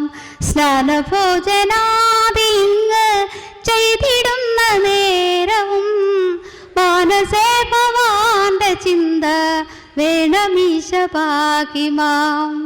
ഒന്നാലോചിച്ച് നോക്കിയേ, എപ്പോഴും നമുക്ക് സുഖം കിട്ടുക മനസ്സിന്. ഭഗവാൻ ഇരുന്നാലേ സുഖം കിട്ടുള്ളൂ ഒരാപത്തും വരികയില്ലെന്ന് ഉറച്ച് വിശ്വസിക്കണം. മുന്നോട്ട് പോകുമ്പോൾ ഒരു കൈപ്പിടിയായി എൻ്റെ കയ്യിൽ ഭഗവാന്റെ കരസ്പർശമുണ്ട്, എന്നെ നയിച്ചോളും എന്ന ഉത്തമ ബോധ്യമുണ്ടെങ്കിൽ യാതൊന്നും ഭയപ്പെടേണ്ടതില്ല. അതാണ് നമുക്ക് ശിവലിംഗദാസ സ്വാമികൾ കാണിച്ചു തരുന്നത്. ഭയങ്കര പേടിത്തൊണ്ടനായിരുന്നു, പക്ഷേ ഭഗവാൻ നമുക്ക് കാണിച്ചു തരുന്നത് എന്താ? ഈ നിവേദ്യമൊക്കെ കൊണ്ട് സമർപ്പിച്ചപ്പോഴും ഒക്കെ അറിയാം ഈ കുഞ്ഞിന് പേടിയും ഭയവും ഒക്കെ ഉണ്ടെന്ന്. അതൊക്കെ കൂടെ കൊണ്ടു നടന്ന് മാറ്റിയെടുത്തു. ഓരോ സന്ദർഭങ്ങളിൽ ഓരോ കാരണമുണ്ടാക്കിയ ഭയത്തെ മാറ്റി മാറ്റി അങ്ങനെ മാറിപ്പോകുമ്പോഴാണ് മനസ്സിൽ ഇങ്ങനെ ഗുരുവിനെ കുറിച്ചുള്ള ചിന്തകളിൽ വന്നിട്ടാണ് ഗുരു നൽകിയ അറിവിൻ്റെ പാഠമാണ് ഈ സംഗീത ശലകങ്ങളായി നമ്മുടെ മുമ്പിൽ വന്നിട്ടുള്ള സാമ്പസ്തവമൊക്കെ. സാമ്പസ്തവമൊക്കെ പഠിക്കണം, നമ്മുടെ മക്കളെ പഠിപ്പിക്കണം. അവരത് ചൊല്ലിക്കൊണ്ടിരിക്കുമ്പം അവർക്ക് ഭക്ഷണം എടുത്ത് മുമ്പിൽ വയ്ക്കുമ്പോൾ ഈ അന്നദാതാവിനെ ഒന്ന് സ്മരിക്കാൻ തോന്നും. വസ്ത്രം ധരിക്കുമ്പോൾ നമുക്കൊന്ന് തോന്നും, ഇത് തന്നത് ഭഗവാനാണല്ലോ. ശ്രീനാരായണ ഗുരുദേവൻ പറഞ്ഞില്ലേ, അന്നവസ്ത്രാദി മുട്ടാതെ തന്നു രക്ഷിച്ചു ഞങ്ങളെ, ധന്യരാക്കുന്ന നീയൊന്നു തന്നെ ഞങ്ങൾക്ക് തമ്പുരാൻ. ശരിക്കും ശിവലിംഗദാസ സ്വാമികൾക്ക് കുറച്ചും കൂടി പ്രായമൊക്കെ ആയി. കൂടെ കൊണ്ടു നടന്നെല്ലാം പറഞ്ഞു കൊടുത്തു. ഉത്തമനായ ഒരു സന്യാസി ശ്രേഷ്ഠൻ ഈ ലോകത്തിന് മാതൃകയായിരിക്കണം എന്ന് കരുതിക്കൊണ്ട് ഭഗവാൻ ശിവലിംഗദാസ സ്വാമികൾക്ക് സന്യാസ ദീക്ഷ കൊടുക്കുകയാണ്. സന്യാസ ദീക്ഷ എന്ന് പറഞ്ഞാൽ എന്താ? ഉത്തമനായ ഒരു സന്യാസിയായി ഈ ലോകത്തിന് ഉപകാരപ്രദമായ കാര്യങ്ങൾ ചെയ്യുമെന്ന് ഭഗവാന് ബോധ്യപ്പെട്ട സമയത്ത് താൻ ആദ്യം ദർശനം കൊടുത്ത പുലിപ്പാറയിൽ ഭഗവാൻ ശിഷ്യനെ അവിടെ കൊണ്ടുപോയി. അവിടെ നിന്ന് ഭഗവാൻ ചോദിച്ചു, നിനക്കിപ്പോഴും പേടിയുണ്ടോ? പുലിയെ പേടിയുണ്ടോ? ഭഗവാൻ കൂടെ ഉണ്ടെങ്കിൽ പേടിയില്ല. അപ്പോൾ ഭഗവാൻ ഇങ്ങനെ ദൂരേക്ക് താഴേക്ക് ചൂണ്ടിക്കാണിച്ചിട്ട് പറയും, നോക്കൂ. തൊട്ടിട്ടാണ്, തൊട്ടില്ലെങ്കിൽ കാണാൻ പറ്റത്തില്ല. ഭഗവാനെ തൊട്ടിട്ട് നോക്കുകയാണ്. താഴേക്ക് നോക്കുമ്പോൾ ഒരു തള്ളപ്പുലി 2 കുഞ്ഞു പുലികളുടെ കൂട്ടത്തിൽ അരുവി ഈ നദിയിൽ നിന്നിങ്ങനെ കയറി വരുവാണ്. ഈ പുലിയിലേക്ക് നോട്ടം പോയ സമയത്ത് ഭഗവാൻ അപ്രത്യക്ഷനായി. അങ്ങ് കൂടെ ഉണ്ടാകുമെന്ന് നമ്മളോട് പറഞ്ഞതല്ലേ, നമുക്ക് ഭയമായി. സ്വാമി അങ്ങ് എവിടെ പോയി എന്ന് ഉച്ചത്തിൽ നിലവിളിച്ചു. ആ നിലവിളിക്കുന്ന സമയത്ത് പുലി നിന്ന ഭാഗത്തേക്ക് നോക്കുമ്പോൾ അവിടെ നിൽക്കുന്ന രൂപം സാക്ഷാൽ കൈലാസനാഥനാണ്. ശ്രീനാരായണ ഗുരുവിലിരിക്കുന്ന ശരിയായ സ്വരൂപം ശിവസ്വരൂപമാണ്. അത് ശിവലിംഗദാസ സ്വാമികൾക്ക് കാണിച്ചു കൊടുക്കുകയാണ് ഭഗവാൻ. ഈ നാരായണൻ എന്ന പേരിൽ ഈ ഭൂമിയിൽ വന്നിരിക്കുന്നത് ശിവനാണ്. ശിവരൂപം എടുത്തിട്ടാണ് വന്നിട്ടുള്ളത്.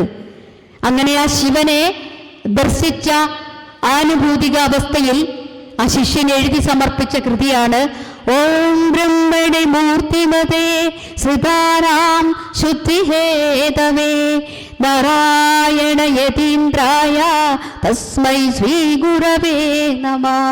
നമോ ഭഗവതേ നിത്യ ശുദ്ധമുക്ത മഹാത്മനേ നാരായണ യതീന്ദ്രായ തസ്മൈ ശ്രീ ഗുരവേ നമഃ.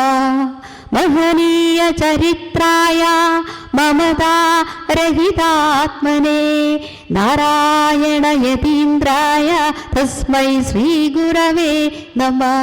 ശിശിലീകുർവതേ ശാന്തേ കടാക്ഷൈ ശിഷ്യ സഞ്ജയാൻ ബ്രഹ്മവിദ്യാ കോവിദായ തസ്മൈ ശ്രീ ഗുരവേ നമഃ.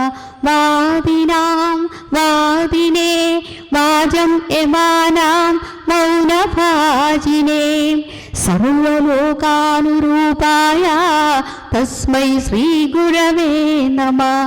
യസ്യ ന കൽപ്പതേ സിദ്ധൈ പാദാംബുജരജോളവഃ നാരായണ യതീന്ദ്രായ തസ്മൈ ശ്രീ ഗുരവേ നമഃ. ശിവരൂപത്തിൽ ദർശനം കിട്ടിയപ്പോൾ താൻ ഇത്രയും നാൾ കൂടെ നടന്നത് 30 വർഷം ഭഗവാന്റെ ഒപ്പം സഞ്ചരിച്ച ശ്രീ ശിവലിംഗദാസ സ്വാമികളുടെ ഹൃദയത്തിൽ ഉണ്ടാക്കിയ അനുഭൂതി, അതാണ് ഗുരുഷട്കം എന്ന കൃതി. ഷട്കം പലരും തെറ്റിച്ചാണ് പറയുക, അഷ്ടകം ഗുരുഷ്ടകം എന്നൊക്കെ പറയും. തെറ്റിച്ച് പറഞ്ഞാൽ എന്ത് കിട്ടും? കുംഭകർണന് കിട്ടിയ അവസ്ഥയായിരിക്കും നമുക്ക് കിട്ടുക, അല്ലേ? മന്ത്രം ശരിയായിട്ട് ചൊല്ലണം. ഗുരു ഷഡ്കം 1, 2, 3, 4, 5, 6 ശ്ലോകങ്ങളിൽ ഭഗവാൻ ഇന്നാളാണെന്ന് ശിവലിംഗദാസ സ്വാമിക്ക് നമുക്ക് പറഞ്ഞു തന്നു. ഈ ഗുരുഷഡ്കം എന്നൊരൊറ്റ കൃതി മതി ആരാണ് ശ്രീനാരായണ ഗുരുദേവൻ എന്ന് ചോദിച്ചാൽ ഉത്തരം കൊടുക്കാൻ. ആദ്യം തന്നെ ഓംകാരത്തിൽ തുടങ്ങി ഓം നമ ശിവായ, അല്ലേ? ശിവ പഞ്ചാക്ഷരി മന്ത്രം കണ്ടാണ് നമ്മൾ പഠിച്ചു വച്ചിരിക്കുന്ന ശിവപഞ്ചാക്ഷരി. ഏതായിരുന്നു? നാഗേന്ദ്രകാരായ ത്രിലോചനായ തസ്മാങ്കരാകായ മഹേശ്വരായ നിത്യായ ശുദ്ധായ ദിഗംബരായ തസ്മൈ നകാരായ നമഃ ശിവായ. ഇതല്ലേ നമ്മൾ പഠിച്ചു വെച്ചിരുന്നേ? അതിൻ്റെ ആദ്യത്തെ അക്ഷരങ്ങളും നമഃ ശിവായ ആണ്. ഇത് നല്ല ജ്ഞാനസ്ഥനായതുകൊണ്ട്, നല്ല അറിവിൻ്റെ നിറകുടമായിരുന്നത് കൊണ്ട് ഓം നമഃ ശിവായ എന്ന ശിവപഞ്ചാക്ഷരിയിലാണ് ഓം ബ്രഹ്മണേ മൂർത്തിമതേ സുതാനാം ശുദ്ധിഹേതവേ എന്നെഴുതി. ഈ പദ്യത്തിൽ ഒരു കീ വേഡ് വെച്ചിട്ടുണ്ട് ശിവലിംഗദാസ സ്വാമി. എന്താണ് അതിൻ്റെ കീ വേഡ്? ശ്രിതാനാം എന്ന് പറഞ്ഞാൽ എന്താ? ഈശ്വര സ്വരൂപനും പരബ്രഹ്മം ശരീരഭാവം സ്വീകരിച്ചിരിക്കുന്നവനും തന്നെ ആശ്രയിക്കുന്നവരുടെ ശുദ്ധിക്ക് കാരണഭൂതനും നാരായണൻ എന്ന പേരോടുകൂടി മുനികളിൽ ഏറ്റവും ശ്രേഷ്ഠനായിട്ടുള്ളവനുമാണ് എൻ്റെ സർവസ്വവുമായ എൻ്റെ പ്രാണനാഥൻ. നമുക്കെങ്ങനെയാണോ? നമ്മുടെ പ്രാണനാഥനായോ ഭഗവാൻ? അങ്ങനെ ആയെങ്കിൽ ഒന്ന് കൈപൊക്കി കാണിച്ചേ. പ്രാണനാഥനാണ്, എൻ്റെ പ്രാണനാഥനാണ് ഭഗവാൻ എന്ന് ബോധ്യമുണ്ടെങ്കിൽ ഒന്ന് കൈപൊക്കിക്കെ കാണട്ടെ. ഓതറയിൽ എത്ര പേര് ഭഗവാന്റെ മക്കളുണ്ടെന്ന് ഞാൻ നോക്കട്ടെ. എല്ലാവരും മക്കളാണ് കേട്ടോ. ഒത്തിരി സന്തോഷം. അതിൻ്റെ കാര്യം എന്താണെന്നറിയോ? ഈ മണ്ണിൽ നിരവധി ജന്മങ്ങളെ കൊണ്ടുവന്ന് ഗുരുവിനെ കുറിച്ച് ഇങ്ങനെ പറയിപ്പിച്ചുകൊണ്ടിരിക്കുകയാണ്. ഇത്രയും സുഹൃതം നിങ്ങൾക്കല്ലാതെ വല്ലവർക്കും കിട്ടുമോ? ഇല്ലേ? അതിനൊക്കെ കാരണങ്ങൾ ഭഗവാൻ ഇവിടെ ഉണ്ടാക്കി വെക്കുകയാണ്. എന്നിട്ട് അകലങ്ങളിൽ നിന്ന് നമ്മളെ ഇവിടെ കൊണ്ടുവന്ന് എല്ലാവരെയും ഒന്നിച്ചിരുത്തി ഇതാണ് ഭഗവാൻ എന്ന് നമുക്ക് കാണിച്ചു തരിക. അപ്പം നമ്മൾ സുഹൃതികളല്ലേ? സന്തോഷം വേണ്ടേ? തണുപ്പൊക്കെ ഉള്ളതുകൊണ്ട് ഉറക്കം വരുന്നുണ്ടോ? അങ്ങനെ സുഖമായിട്ടിരിക്കുക അല്ലേ? അപ്പം ഇതിനകത്തൊരു വലിയ കാര്യമുണ്ട്. ഇതിൻ്റെ കീ വേഡ് എന്ന് പറയുന്നത് ശ്രിതാന, ആശ്രയിക്കുന്നവർക്ക്. എല്ലാവരും ആശ്രയിക്കുന്നുണ്ടോ? ഇവിടെ തൊട്ടടുത്ത് മഹാദേവ ക്ഷേത്രം ദേവസ്വം ബോർഡിൻ്റെ ഇരിക്കുന്നു, ഇവിടെ ഭഗവാൻ ഇരിക്കുന്നു. നമ്മൾ എങ്ങോട്ടായിരിക്കും പോവുക? പിന്നെ ശിവൻ ഇരിക്കുന്നു, നമ്മൾ ഇങ്ങോട്ട് പോകും. സത്യത്തിൽ ഇതാണ് ശിവനെന്ന് അനുഭവിച്ച് കണ്ട് മനസ്സിലാക്കി ബോധ്യപ്പെട്ടിട്ട് നമുക്ക് പറഞ്ഞു തന്നു. ഇത് സാക്ഷാൽ ആദ്യ ഗുരുവായിരിക്കുന്ന ദക്ഷിണാമൂർത്തിയാണ്. അപ്പോൾ ആശ്രയിക്കുന്നവരാകണം. ആരെ ആശ്രയിക്കണം? ഭഗവാനെ ആശ്രയിക്കണം. ശ്രീകൃഷ്ണ പരമാത്മാവ് അർജുനന് പറഞ്ഞു കൊടുക്കുന്നൊരു കാര്യമുണ്ട്. ചതുർവിധേ ഭജന്തേ മാ ജന സുഹൃദിനോ അർജുന ആർത്തോ ജിജ്ഞാസുരാർത്ഥാർത്ഥി ജ്ഞാനീജ പരദർശഭ. 4 കൂട്ടം ആളുകൾ നമ്മെ ശരണീകരിക്കുന്നുണ്ട്. ആരെ? ശ്രീകൃഷ്ണ പരമാത്മാവിനെ. ആരൊക്കെയാണ്? ആർത്തന്മാര്, അവശന്മാര്, ആലംബഹീനന്മാർ ഒരു കാറ്റഗറി വരുന്നവരാണ്. ശ്രീനാരായണ സമൂഹം ഇതിലേതിൽപ്പെടും? നമ്മൾ ആർത്തന്മാരാണോ? ആണോ സാറേ? അല്ല. അതൊക്കെ മാറ്റാൻ വേണ്ടിയല്ലേ ഭഗവാൻ ഇവിടെ ജനിച്ചത്, നമ്മുടെ പിതാവായിരിക്കുന്നത്. അങ്ങനെ ഒരു പിതാവ് സ്വന്തമായിരിക്കുന്ന ഒരു പുത്രൻ ആർത്തനല്ല. അവശന്മാരാണോ? ഒരിക്കലും കേരള ജനത ഒരാൾ പോലും അവശനാകുകയില്ല. ലോകത്തിൻ്റെ ഗുരുവായി, വിശ്വഗുരുവായി പിറന്ന ഈ മണ്ണിൽ അവശന്മാരില്ല. ആലംബഹീനരാണോ? അല്ല.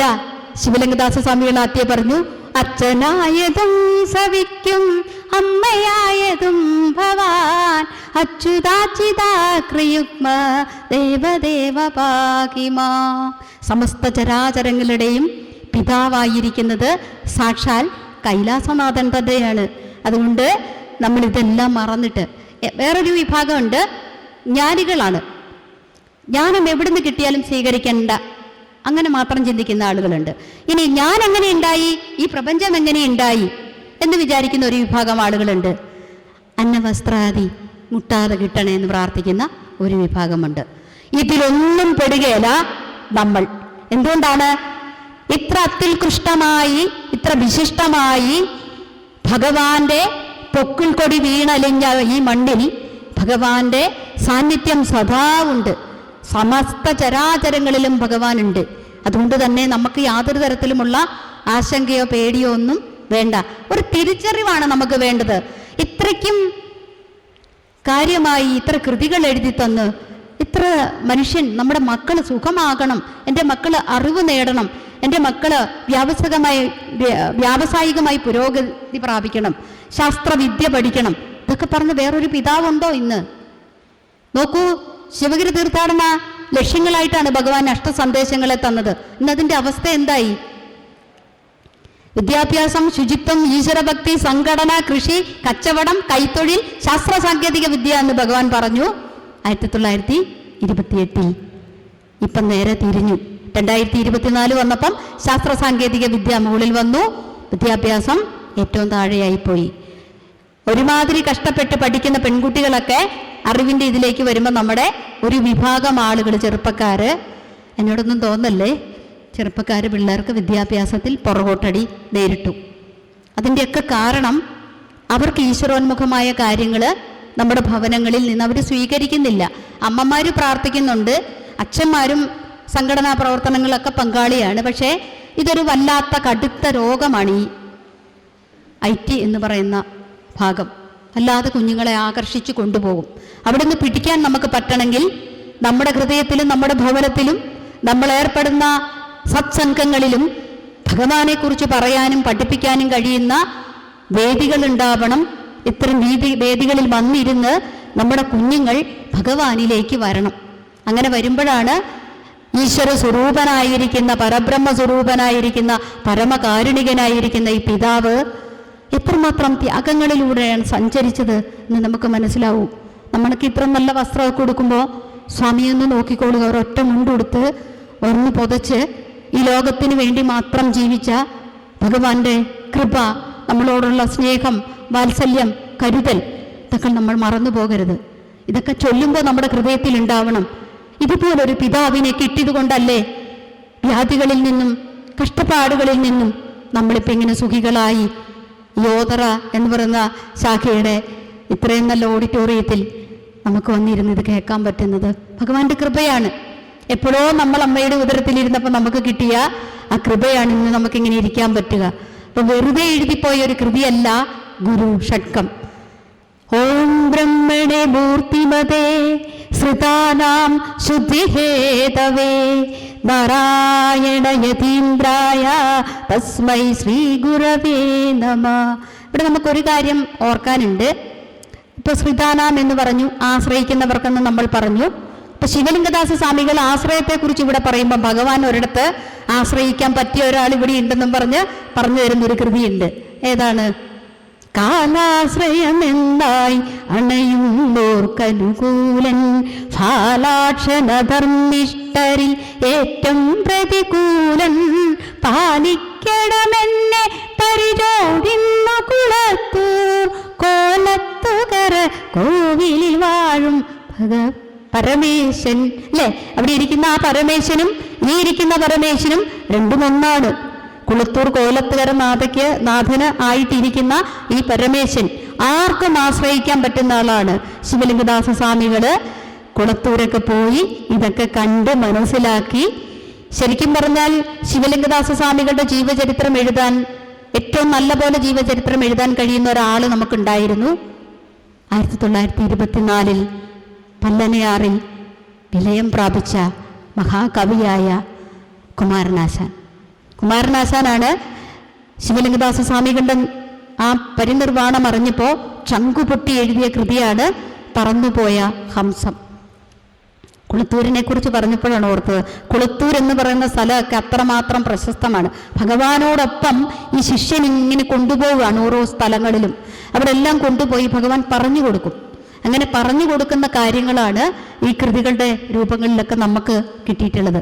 ഇപ്പം ഇവിടെ ശരിക്കും പറഞ്ഞാൽ ഓം ബ്രഹ്മണേ മൂർത്തിമതേ എന്ന് പറഞ്ഞ് നമ്മൾ ചൊല്ലുമ്പോൾ 6 പദ്യങ്ങളിലാണ് ഇത് ഇരിക്കുന്നതെങ്കിൽ ശ്രീനാരായണ ഗുരു ശതകം സ്തോത്രമാല എന്ന് പറയുന്നൊരു പുസ്തകം ശിവലിംഗദാസ സ്വാമികൾ ഒരു ഗ്രന്ഥം എഴുതിയിരുന്നു. അതിൽ നിന്നാണ് ശ്രീ ചൈതന്യ സ്വാമികള് ഗുരുപുഷ്പാഞ്ജലി മന്ത്രം തയ്യാറാക്കിയിട്ടുള്ളത്. ഇതിൻ്റെയൊക്കെ പിന്നിൽ അണിയറയിൽ പ്രവർത്തിച്ചത് ശിവലിംഗദാസ സ്വാമികളുടെ ബുദ്ധിയും മനസ്സും ഭഗവാന്റെ കൃപയുമാണ്. നമ്മൾ ചൊല്ലും ഗുരുപുഷ്പാഞ്ജലി മന്ത്രം എടുക്കുമ്പോൾ ഒന്നാമത്തെ മന്ത്രം ഓം ശ്രീ നാരായണ പരമ ഗുരവേ നമ. രണ്ടാമത്തെ മന്ത്രം ഓം സംസാരതാപശമനായ നമഃ. മൂന്നാമത്തെ മന്ത്രോ ഓം മനുഷ്യ വിഗ്രഹായ നമഃ. ഗുരുഷട്കത്തിന്റെ ഒന്നാമത്തെ ശ്ലോകവും ഗുരുപുഷ്പാഞ്ജലി മന്ത്രത്തിന്റെ മൂന്നാമത്തെ മന്ത്രവും തമ്മിൽ കണക്റ്റഡ് ആണ് അല്ലെ? മനുഷ്യരൂപമെടുത്താണ് ഇവിടെ മൂർത്തിഭാവത്തിൽ ഭഗവാൻ വന്നിരിക്കുന്നു. ഓം ബ്രഹ്മണേ മൂർത്തിമതേ ശ്രുതാനാം ശുദ്ധിഹേതവേ. ഇപ്പൊ നമ്മൾ ഓർക്കുക, ഗുരുപുഷ്പാഞ്ജലി മന്ത്രത്തിന് നമ്മൾ എത്ര പവിത്രത നൽകുന്നു, എത്രമാത്രം ശ്രേഷ്ഠമായ ഒന്നാണ് അതെന്ന് നമ്മൾ കരുതുന്നു, അതുപോലെ ശ്രേഷ്ഠമാണ് ഗുരുഷട്കം എന്ന കൃതി.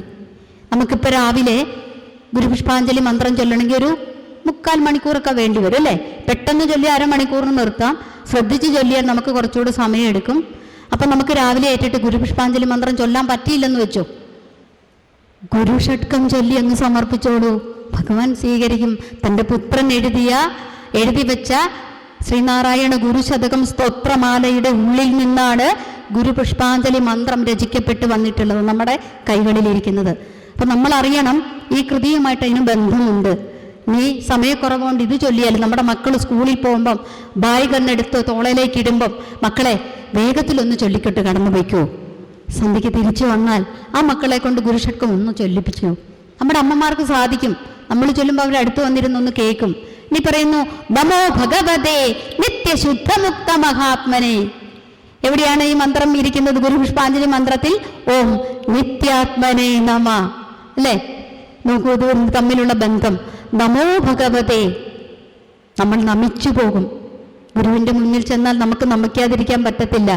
ഇങ്ങനെ ആദ്യം നമിച്ച ഒരാളുണ്ടല്ലേ, കുമാരനാശാൻ 54ാമത് പിറന്നാളിന് ഭഗവാന് സ്വാമി തിരുനാൾ വഞ്ചിപ്പാട്ടെന്ന് പറയുന്നൊരു കൃതി എഴുതി സമർപ്പിച്ചു.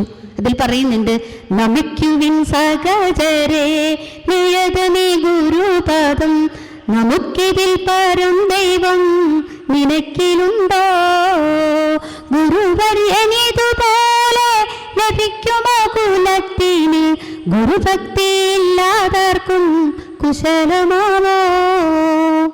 നല്ലവണ്ണം നമിക്കേണ്ടതിനെ കുറിച്ച് ഗൃഹസ്ഥ ശിഷ്യന്മാരും നമുക്ക് പറഞ്ഞു തന്നു. ഇവിടെ പറയാണ് നമോ ഭഗവതേ.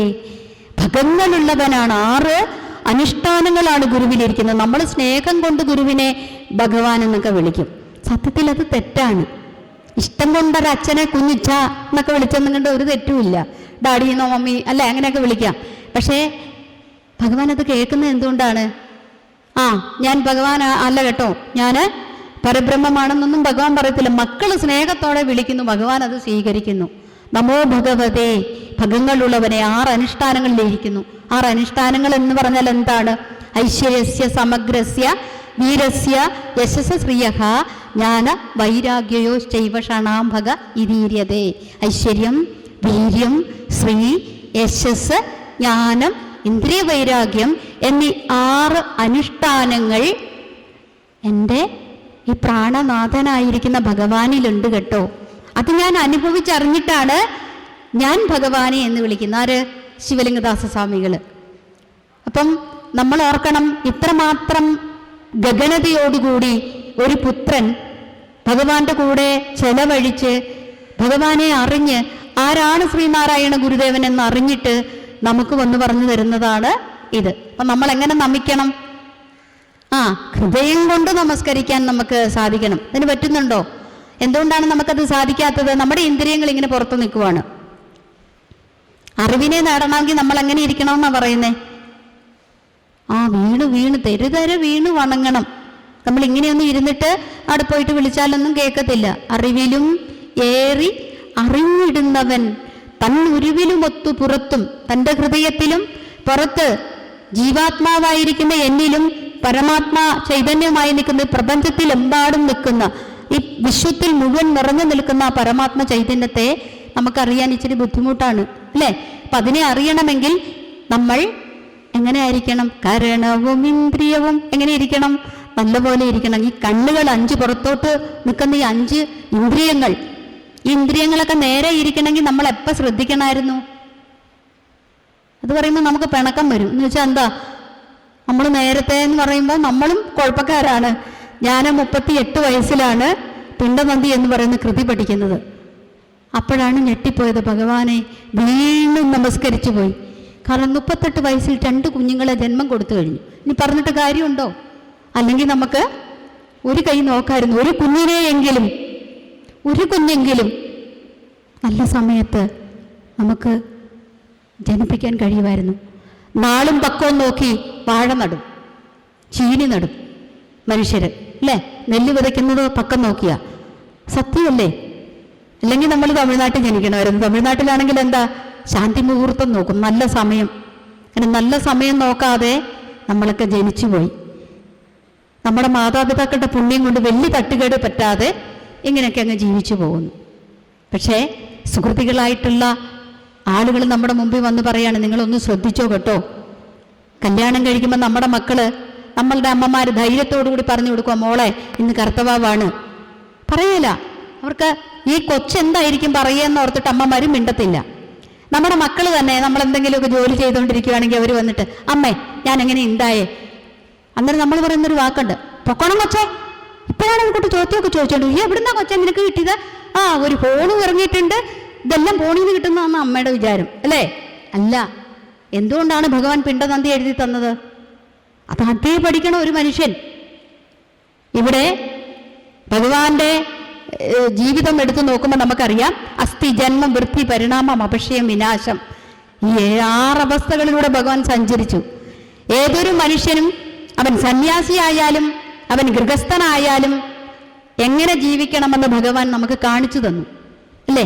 ഭഗവാൻ സന്യാസിയാണ്, ഭഗവാൻ യുവയോഗിയായിരുന്നു. ആ സമയം തൊട്ട് നമുക്ക് കാണാം ഭഗവാന്റെ ജീവിതം എടുത്താൽ എത്ര സത്യനിഷ്ഠനായിട്ടാണ് ജീവിതം മുന്നോട്ട് കൊണ്ടുപോയത്. അതിൽ നിന്ന് പഠിച്ചിട്ടാണ് ഭഗവാൻ നമുക്കിതൊക്കെ പറഞ്ഞു തന്നത്. ഇവിടെ ശിവലിംഗദാസ സ്വാമിയും അങ്ങനെ നമുക്ക് കൃതികളിൽ പറഞ്ഞിട്ടുണ്ട്, സ്ത്രീകളും കുട്ടികളും എങ്ങനെ ഇരിക്കണമെന്ന് നമുക്ക് പറഞ്ഞു തരുന്ന കൃതികൾ ഉണ്ട്, ഈ പുസ്തകത്തിനുള്ളിലുണ്ട്. പക്ഷെ എപ്പോൾ എടുക്കാൻ പറ്റും? ഇതൊക്കെ അറിഞ്ഞിട്ട് നമ്മൾ നമിക്കണം. നമോ ഭഗവതേ, നിത്യനാണ്, ശുദ്ധനാണ്, മുക്തനാണ്. അനുഭവിച്ചിട്ടാണ് പറഞ്ഞത്. നിത്യനാന്ന് പറഞ്ഞാൽ ശിവലിംഗദാസ സ്വാമികളും ഒട്ടും ഈ ഗുരുവിനെ കണ്ടിട്ട് ഒട്ടും മാറ്റമില്ലാതെ വന്നു. അതായത് ശരിക്കും പറഞ്ഞാൽ ഭഗവാൻ പറയുന്നുണ്ട്, ശിവലിംഗത്തെ പോലെയാണ്, ഉറച്ചാൽ പിന്നെ ഇളകില്ല. അതായത് പെരിങ്ങോട്ടുകരയിൽ സ്വാമികൾ വന്നു കഴിഞ്ഞപ്പോൾ അവിടെ ക്ഷേത്രത്തിന് മേൽഗതി ഉണ്ടാകാൻ വേണ്ടി കുറച്ച് സംരംഭങ്ങളിലൊക്കെ ഏർപ്പെട്ടു. അപ്പം അവിടുത്തെ ആളുകൾ ചെറിയ ചെറിയ വഴക്കുകളും പ്രശ്നങ്ങളൊക്കെ ഉണ്ടാക്കി. അവിടെ നിന്ന് ഇറങ്ങിപ്പോന്നു, നേരെ ചാവക്കാട്ട് വന്നു. അവിടെയാണ് ശരിക്കും പറഞ്ഞാൽ ശ്രീനാരായണ ആശ്രമങ്ങളൊക്കെ ഉണ്ടാക്കാൻ തുടക്കക്കാരൻ ശിവലിംഗദാസ സ്വാമികളാണ്. അപ്പം പോകുന്നിടത്തെല്ലാം ഈ വിശ്വഗുരുവിനെ, ഈ പിതാവിനെ നമ്മുടെ എല്ലാം പിതാവാണെന്ന് പറഞ്ഞാണ്. പക്ഷെ നമുക്ക് ആ ബോധ്യമില്ല. നമ്മളുടെയൊക്കെ ജന്മം, ഞാൻ പറഞ്ഞില്ല, ഞാൻ പഠിക്കുന്നിടം വരെ എൻ്റെ അച്ഛൻ ദാമോദരനായിരുന്നു, പിണ്ടനന്ദി പഠിക്കുന്നിടം വരെ. പിന്നെ നമുക്ക് മനസ്സിലായി ഏറ്റവും വിലയുള്ള പ്രാണൻ തന്നിരിക്കുന്ന ആൾ വേറെയാണ്. എല്ലാം സമസ്ത ചരാചരങ്ങളിലും ഇരിക്കുന്ന പ്രാണൻ ആരിൽ നിന്നാണ് ഉണ്ടായത്? ഈ ഇരിക്കുന്ന സാക്ഷാൽ മഹാദേവനിൽ നിന്നാണ്. അപ്പം നമുക്ക് കുറച്ചും കൂടെ അടുപ്പം ഗുരുവിനോടുണ്ടാകണ്ടേ? കുറെ കൂടെ അടുപ്പം ഉണ്ടായാൽ നമ്മൾ ആരായി? നമ്മുടെ സമസ്ത പാപങ്ങളും നീക്കി നമ്മൾ പുണ്യാത്മാക്കളാകും. പിന്നെ നമ്മൾ കിടന്ന് വൃദ്ധഗതി ഒന്നും, ശരിക്കും പറഞ്ഞാൽ മുകളിലേക്ക് പോകാനാണ് നമുക്കിഷ്ടം. മോക്ഷം കിട്ടണം നമുക്ക്. മോക്ഷം എന്ന് പറഞ്ഞാൽ എന്താ? ഇനിയൊരു ജന്മം എടുക്കേണ്ടാത്ത അവസ്ഥയാണ് മോക്ഷം. ഇനിയൊരു ജന്മം വേണ്ട. നമ്മളങ്ങനെയാണോ? ആ 4 വർഷം കോവിഡ് കൊണ്ടുപോയി, ഇനി അത്രയും കാലം കൂടി ഇവിടെ ഒന്ന് എനിക്ക് ജീവിക്കണം, അല്ലേ? ഇപ്പം കുറച്ച് സ്ഥലമുള്ളൂ, കുറച്ച് സ്ഥലം കൂടെ മേടിക്കണം, 5-6 വണ്ടിയൊക്കെ, ഒരു സുഖമായിട്ടൊന്ന് ജീവിച്ചങ്ങ് പോവാം. പോകണമെന്നൊട്ടുമില്ല, പോകാൻ ഒരു മനസ്സും ഇല്ല നമുക്ക്. അവിടെ ശിവലിംഗദാസ സ്വാമികൾ പറയുന്നുണ്ട്, കാലൻ കയർത്തു പടിയും കയറും കരത്തിൽ ചാലെ ധരിച്ചു നയനങ്ങൾ ചുവത്തി നന്നായി സ്ഥൂലിച്ചു നീണ്ട മഹിഷോപരിയേറി വന്നാൽ കലേകിയന്നു കരുണാലയ കാത്തുകൊള്ളുക. കാലം വരുമ്പോൾ നമ്മുടെ അവസ്ഥ എന്തായിരിക്കും? പോകാനൊട്ടും മനസ്സില്ല. ശ്വാസം എടുക്കുന്നത് തന്നെ വല്ലാതെ ആയിരിക്കും. അടുത്ത് നിൽക്കുന്നവർക്കൊക്കെ തോന്നും ഇപ്പൊ പോകുന്നു. പക്ഷെ നമ്മൾ പോവോ? നമുക്ക് പോകാൻ മനസ്സില്ല. പറയുവാണ്, ശ്രീമാഖേശ്വരി ശതകത്തിലാണ് ഇതും പറയുന്നത്. കാലൻ കയർത്തു വടിയും കയറും കരത്തിൽ. ആയുധങ്ങളൊക്കെ ഉണ്ട് കാലൻ്റെ കയ്യിൽ. വടി, കയറ്, അതിൻ്റെ കൂട്ടത്തിലാണ് കണ്ണൊക്കെ ചുമന്നിരിക്കും. ആരുടെ പുറത്താണ് വരുന്നേ? മഹിഷിയുടെ പുറത്തിലാണ് വരുന്നേ. കണ്ടോ, ഇപ്പം പേടി പതുക്കെ അരിച്ചരിച്ച് വരുന്നുണ്ട്. ദൈവമേ, ഇങ്ങനെയായിരിക്കുമോ നമ്മളെയൊക്കെ കൊണ്ടുപോകാൻ? അതെ, ഒട്ടും പഠിക്കണ്ട.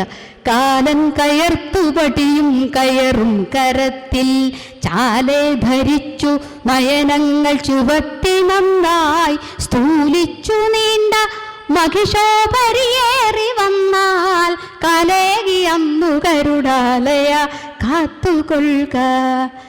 എന്തായാലും എനിക്ക് പോകുന്നേ പറ്റത്തുള്ളൂ. പക്ഷേ എന്നെ കുറച്ച് കടുത്ത പ്രയാസത്തിലിട്ട് വലിക്കരുത്. അതായത് എനിക്ക് ഇവനെ കാണുമ്പോൾ തന്നെ പേടിയാണ്. കാണാമെന്നാണ് പറയുന്നത്. ഈ സംഭവങ്ങളൊക്കെ ആയിട്ട് വയറും കട്ടിയും കയറും ഒക്കെ പിടിച്ചിട്ട് ഇങ്ങോട്ട് വന്നിട്ട് കണ്ണ് നല്ല ചുമന്നിരിക്കും. അപ്പോൾ വല്ലാത്ത പേടി തോന്നും. അങ്ങനെ പേടിപ്പിച്ചിട്ടും കൂടെ ആയിരിക്കും കൊണ്ടോ. നമ്മൾ ഇതുവരെ പോയി നോക്കിയില്ലല്ലോ. പോകുമ്പോൾ നമുക്കറിയാം. ഇപ്പോൾ പറയുന്നുണ്ട്, ഞാനിവിടെ കിടന്ന് വല്ലാത്ത ദുരിതം അനുഭവിക്കുന്നുണ്ട്. നന്നായി കടുത്ത വെയിലുള്ള മണൽപ്പുറത്ത് ചെന്നെത്തിയോരു ചെറുതാം പുഴുവെന്ന പോലെ എന്നെ മഹാ ദുരിത പാപക സാഗരത്തിൽ പൊന്നേ കിടന്നുടലും ഇതു ഞാൻ പുരാരേ. ഭഗവാനെ, ഒരു കൊച്ചു പുഴുവിനെ നോക്കുക. കടുത്ത് ചുട്ടുപൊള്ളുന്ന ഒരു മണൽപ്പുറത്ത് ഈ പുഴു ചെന്നെത്തിയാൽ എങ്ങനെയിരിക്കും? അതിൻ്റെ അവസ്ഥയാണ് ഞാനിപ്പോൾ കിടന്ന് അനുഭവിക്കുന്നത്. അതുകൊണ്ടാണ് കൂടുവിട്ടുപോയിടുന്ന വേളയെങ്കിലും ഭവാൻ കൂടി നിന്നു കാക്കണേ മകേശ സാമ്പ പാകിമാം. ഒരു വിസ്മയം തന്നെയാണ് ശിവലിംഗദാസ സ്വാമികൾ സൃഷ്ടിച്ചിട്ടുള്ളത്. കോട്ടയത്തൊരു സത്രം നടക്കുമ്പോൾ ശിവഗിരി മഠത്തിൻ്റെ അന്ന് മഠാധിപതിയായിരുന്ന വിശുദ്ധാനന്ദ സ്വാമികളാണ് ആ സത്രത്തിന് വന്നത്. അന്ന് സ്വാമികൾ പറഞ്ഞൊരു വാക്കുണ്ട്, നമ്മൾക്ക് ഭഗവാന്റെ ദീപ്തമായ ഈ മുഖമാണ് നമ്മുടെ മനസ്സിലുള്ളത്. നിങ്ങൾ കാണേണ്ടത് എന്താണെന്നറിയുമോ? മരുത്വാമലയിലേക്ക് ഭഗവാൻ നമുക്ക് വേണ്ടി സഞ്ചരിച്ചപ്പോൾ ഭഗവാന്റെ പാദങ്ങൾ കല്ലിലും മുള്ളിലും തട്ടി ചോര പൊടിഞ്ഞു. ആ പാദങ്ങളാണ് നമ്മുടെ മനസ്സിൽ വേണ്ടത്. ഭഗവാന്റെ പാതയല്ലേ നമ്മൾ പിന്തുടരുന്നത്. എത്രമാത്രം കഷ്ടപ്പെട്ടു, എത്രമാത്രം ബുദ്ധിമുട്ടി നമുക്ക് വേണ്ടി. ഇങ്ങനെ ഒരു ശരിക്കും പറഞ്ഞാൽ ഇങ്ങനെ ഈ പരബ്രഹ്മമൂർത്തിയായ ഭഗവാൻ ഉണ്ടായില്ലായിരുന്നെങ്കിൽ മനുഷ്യജീവികളായി നമ്മൾ ഈ ഭൂമിയിൽ ഉണ്ടാകുമായിരുന്നില്ല. അത് സത്യമാണ്. നമുക്ക് വേണ്ടി, സ്വന്തം മക്കൾക്ക് വേണ്ടി ആ ജീവിതം എത്ര നല്ല ധന്യമായ ജീവിതമായിരുന്നു ഭഗവാന്റേത്, അല്ലേ? അതുകൊണ്ടാണ് കവികൾ ആര് എഴുതി, ആർദ്രതയേറും കൃത്തും കാരുണ്യം വഴിയുന്ന നേത്രവും സ്മിതപൂർവവാണിയും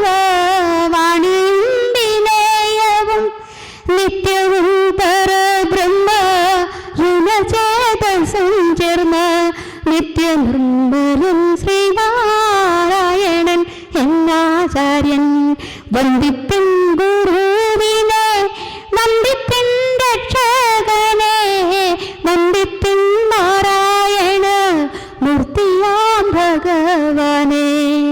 നമ്മളെ ഇടയ്ക്കൊക്കെ എടുത്ത് ചൊല്ലുന്ന കൃതിയ.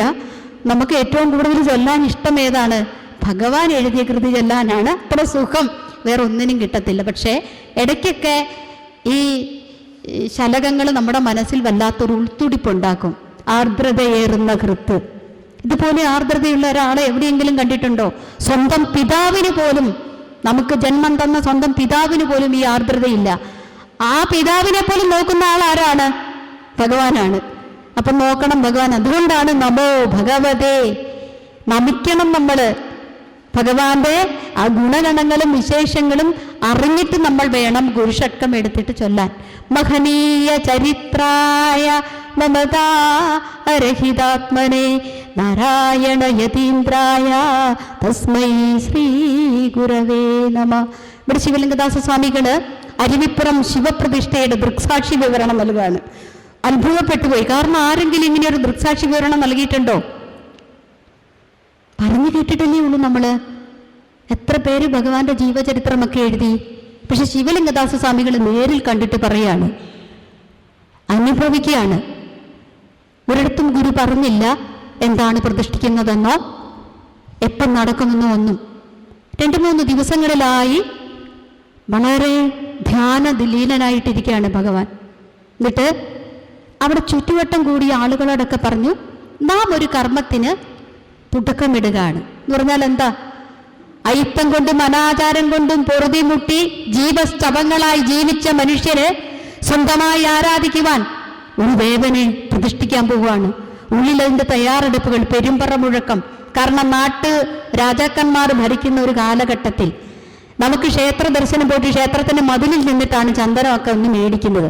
അത്രമാത്രം ദുരിതം പിടിച്ചൊരു സമയത്ത് ഈ ലോകത്തിന്റെ നാഥനായ, സർവേശനായ, സർവശക്തനായ, സർവജ്ഞനായ ഭഗവാനെയാണ് പ്രതിഷ്ഠിക്കാൻ പോകുന്നത്. ഇച്ചിരി മനസ്സിലൊരു ഇതുണ്ട് അല്ലേ, എങ്ങനെയായിരിക്കാം. പക്ഷെ ഭഗവാൻ അറിയാം ഒന്നും വരാനില്ല. ഭഗവാനെ നോക്കുന്ന ആളുകൾക്കൊക്കെ അത് മനസ്സിലായി. ശിവലിംഗദാസ സ്വാമികൾക്ക് നല്ലവണ്ണം സ്വാമിയെ നന്നായി തൊട്ടറിയാവുന്നത് കൊണ്ട് ഭഗവാന്റെ ഈ മൗനവും ഭഗവാൻ ആചരിച്ച വ്രതവും ഒക്കെ അറിയാം. ആളുകളൊക്കെ വന്നുകൂടി അവരോട് പഞ്ചാക്ഷരി മന്ത്രം ജപിക്കാൻ പറഞ്ഞു. ഓം നമ ശിവായ, ഓം നമ ശിവായ എന്ന് ജപിച്ചുകൊണ്ടിരിക്കുകയാണ്. ഇപ്പം നമ്മൾ അരിയപ്പുറത്തൊക്കെ പോയി നമുക്ക് ആ സ്ഥലമൊക്കെ അറിയാം. ശരിക്കും പറഞ്ഞാൽ നെയ്യാർ എന്ന് പറയുന്ന ഈ നദിയുടെ തീരത്തിന് അരുവിപ്പുറം എന്ന് പേര് കൊടുത്തത് ഭഗവാനാണ്. ഭഗവാൻ അവിടെ അറിയാൻ മേലാത്തൊന്നുമില്ല. ഏറ്റവും ആഴത്തിലുള്ള ശങ്കരൻ കുഴിയിലാണ് എന്ത് കിടക്കുന്നത്?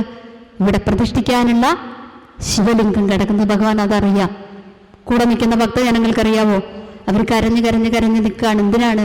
എന്താണ് ചെയ്യാൻ പോകുന്നതെന്ന് അറിയത്തില്ല. ഭഗവാൻ ചെന്നു ശങ്കരൻ കുഴിയിലേക്ക്, ആ അഗാധ ഗർഭത്തിലേക്ക് ഊളയിട്ട് പോയി.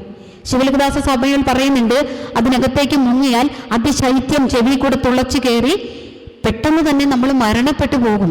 ഒരു സാധാരണ മനുഷ്യന് ശങ്കരൻകുഴിയിലല്ല, അതിൻ്റെ അടുത്ത പരിസരത്ത് പോലും ഇറങ്ങാൻ പറ്റത്തില്ല. അത്രയ്ക്ക് മാത്രം ചുഴികൾ നിറഞ്ഞിട്ടാണ്. അതിനകത്ത് ഇറങ്ങിക്കഴിഞ്ഞപ്പോഴത്തേക്കും ഭക്തജനങ്ങൾ നെഞ്ചിടിപ്പോടുകൂടി നിൽക്കുകയാണ്. തങ്ങൾ ഇതുവരെ തങ്ങളുടെ പിതാവായി കണ്ടിരുന്ന ഭഗവാൻ 1 എണ്ണി 2 എണ്ണി 10 എണ്ണി 45 വരെ എണ്ണിയോരവിടെയുണ്ട്. പിന്നെയുള്ള ആളുകൾക്ക് ശബ്ദമില്ല. അവരിങ്ങനെ കണ്ടു നിൽക്കുകയാണ്. ഈ ആഴത്തിലേക്ക് പോയ ഭഗവാൻ ഏതാണ്ട് 45 മിനിറ്റോളം ജലസമാധിയിലായിരുന്നു. എന്തിനാണ്?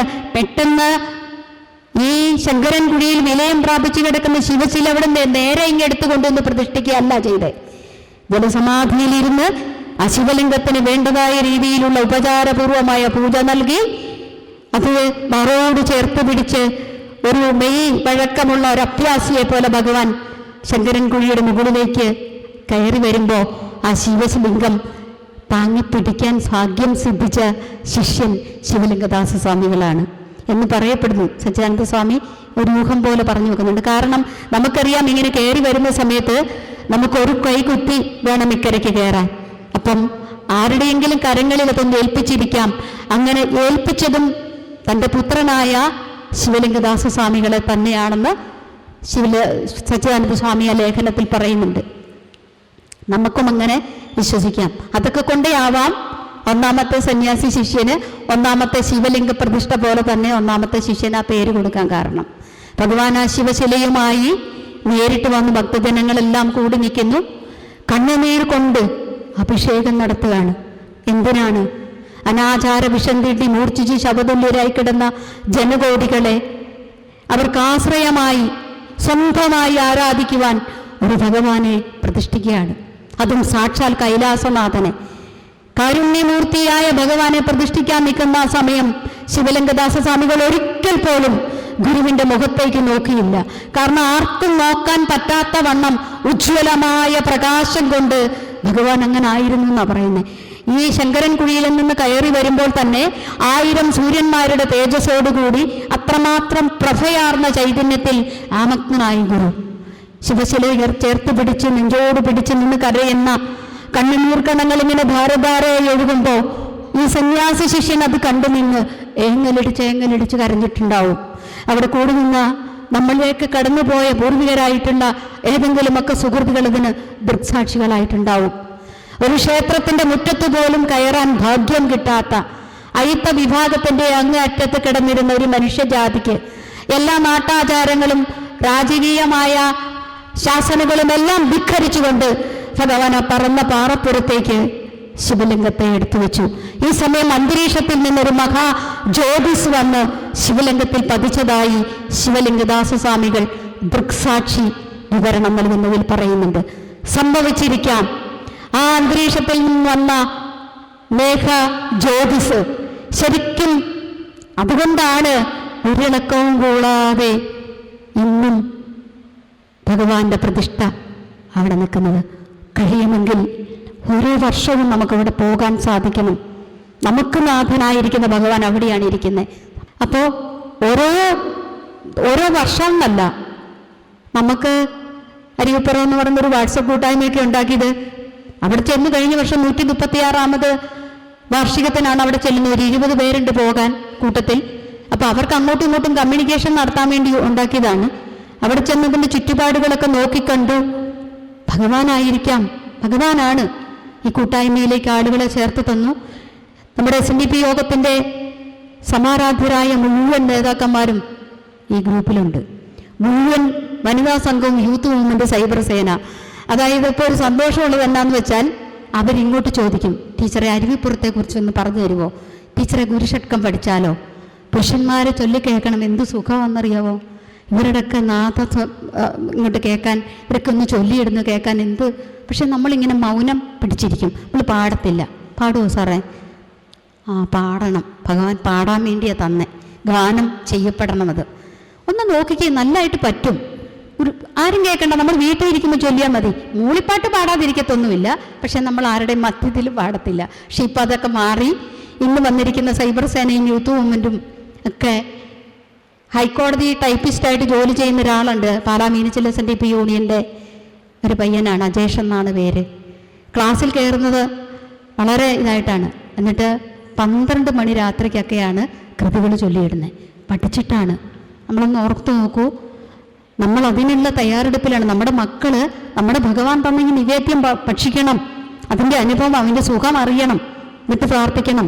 അപ്പോഴാണ് നമ്മൾ നമോ ഭഗവതേ എന്നൊക്കെ ചൊല്ലുമ്പോൾ അതിൻ്റെ യഥാർത്ഥ ആ മാസ്മരിക ശക്തി അത് അനുഭവിക്കാൻ, അതിൻ്റെ സുഖം അനുഭവിക്കാൻ പറ്റുക.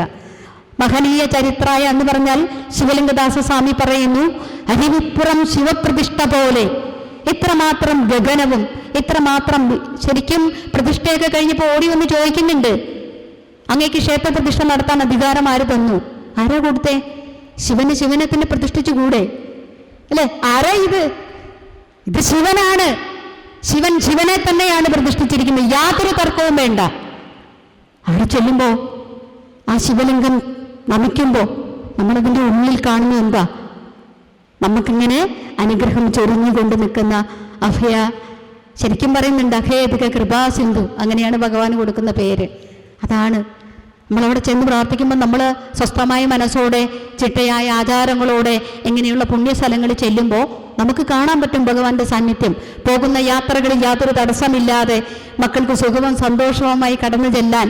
പണ്ട് ആദ്യകാലത്തെ പ്രതിഷ്ഠ നടന്ന സമയത്ത് നെയ്യാറ്റിൻകരയിൽ ഒരു തണ്ണീർ പന്തൽ ഉണ്ടാക്കി. അവിടെ ചെല്ലുന്ന ആളുകൾ നടന്ന, അന്ന് നമ്മളെപ്പോലെ ഇപ്പം പോലുള്ള മെട്രിക് സംവിധാനങ്ങളൊന്നുമില്ല. നമ്മൾ കാൽനടയൊക്കെ ആയിട്ട് ഭക്ഷണ സാധനങ്ങളൊക്കെ ചുമന്നു കൊണ്ടുപോയി ഇടയിൽ എവിടെയെങ്കിലുമൊക്കെ ഭക്ഷണമൊക്കെ ഉണ്ടാക്കി കഴിച്ചിട്ടാണ് പോകുന്നത്.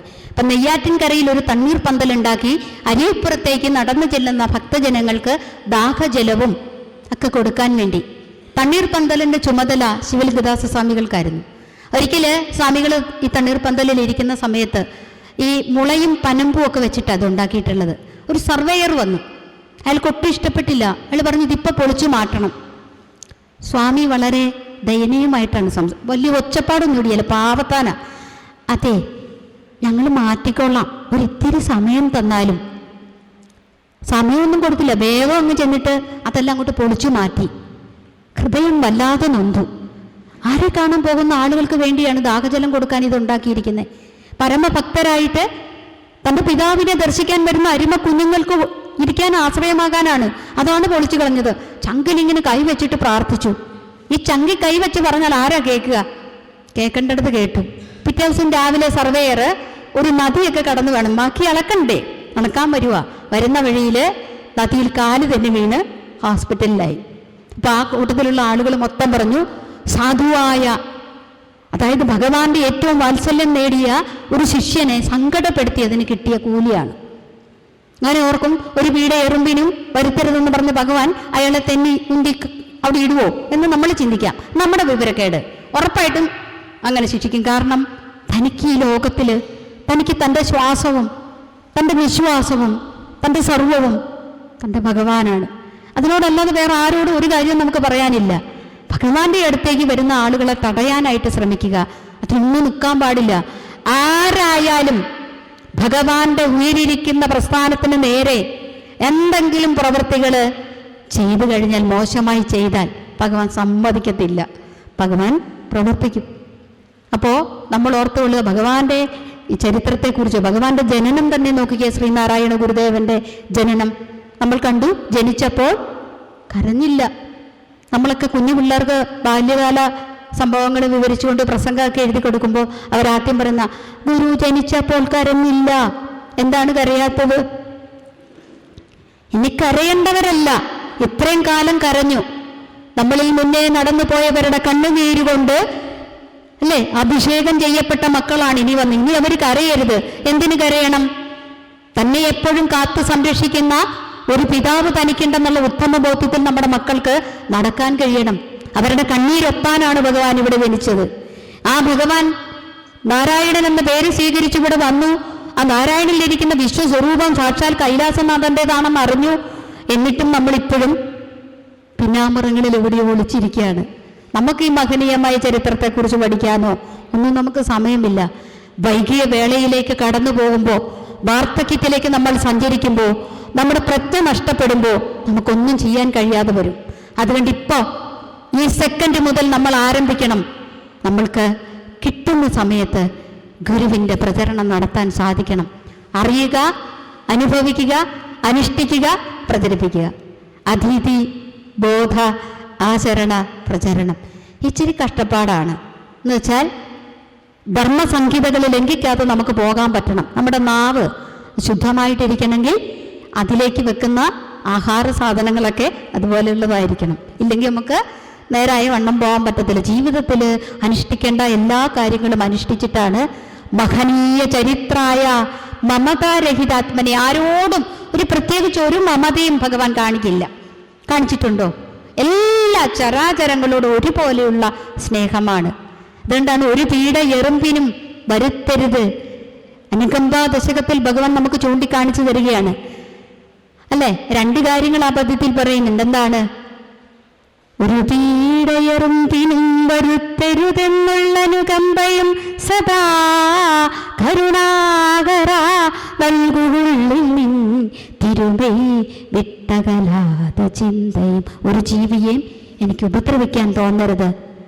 ഇനി അടുത്തത് പറയാണ്, സദാ എൻ്റെ ഉള്ളിൽ ഇരിക്കണം.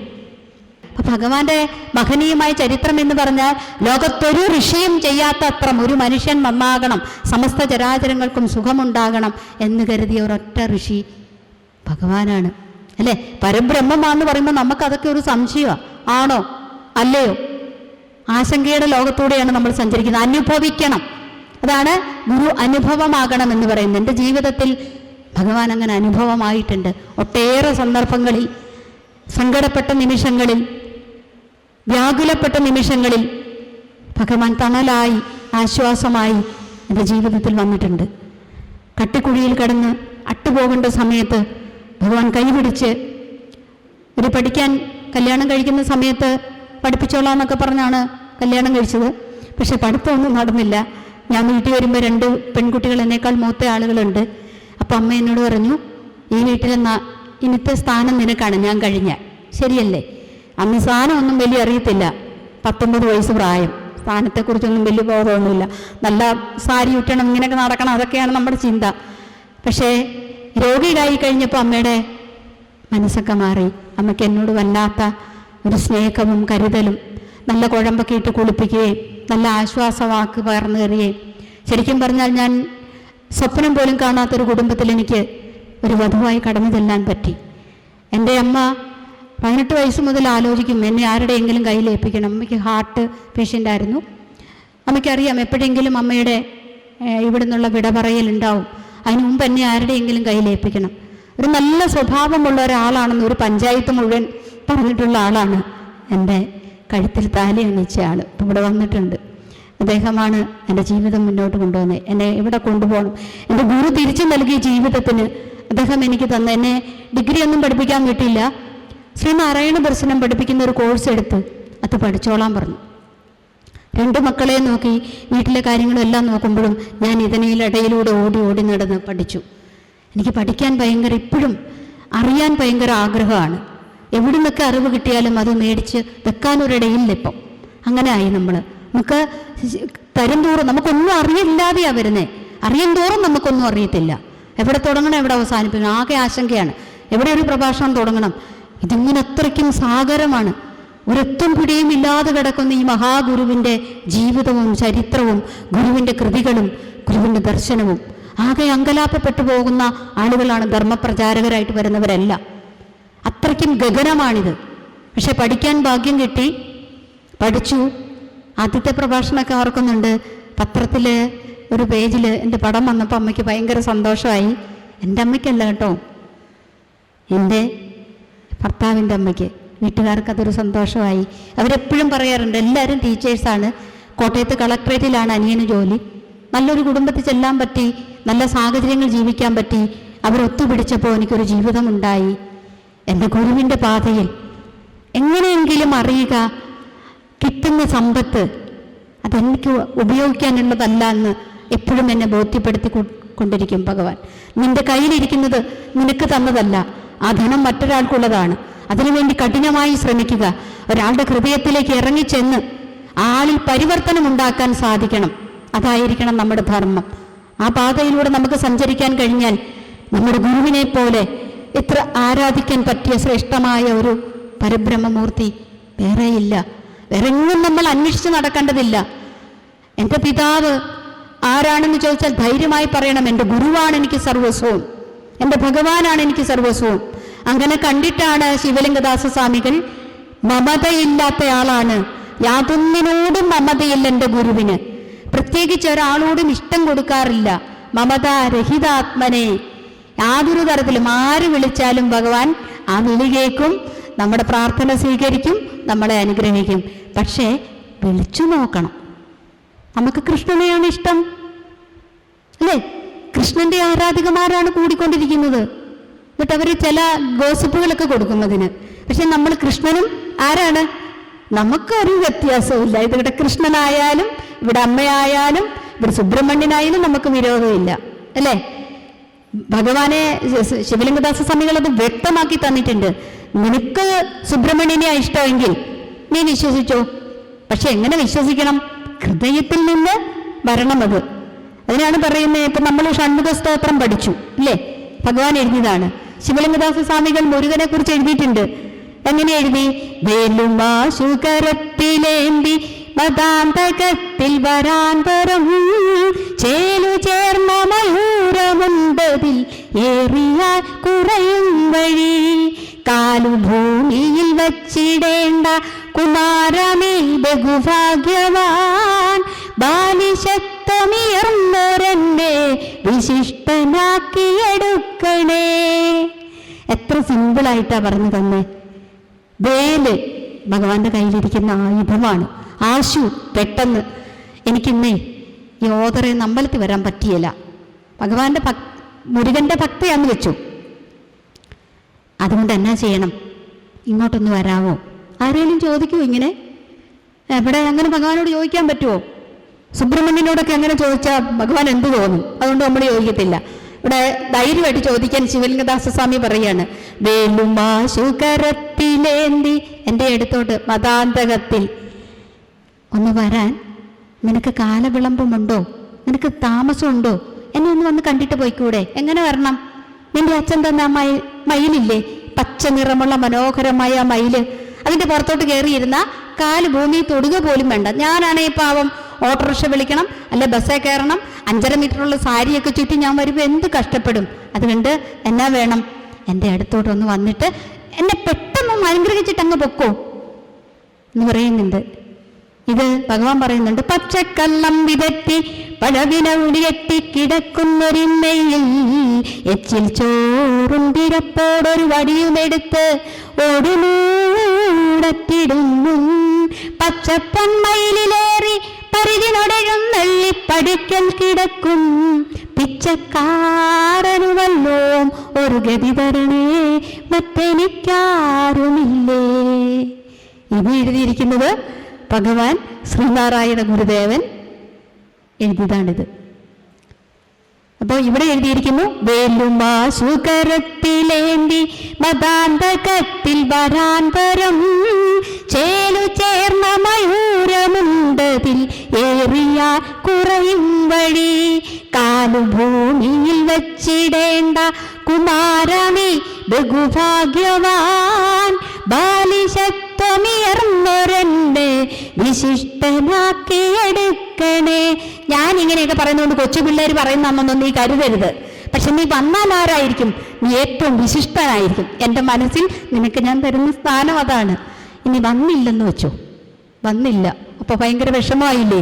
ഇപ്പൊ എന്നാ പറയും? കൂട്ടരോട് കളിക്കയോ ഗുഹ ഞാൻ വിളിച്ചതു കേൾക്കുവാൻ ഒട്ടുമേ തരമില്ലയോ ചെവി 12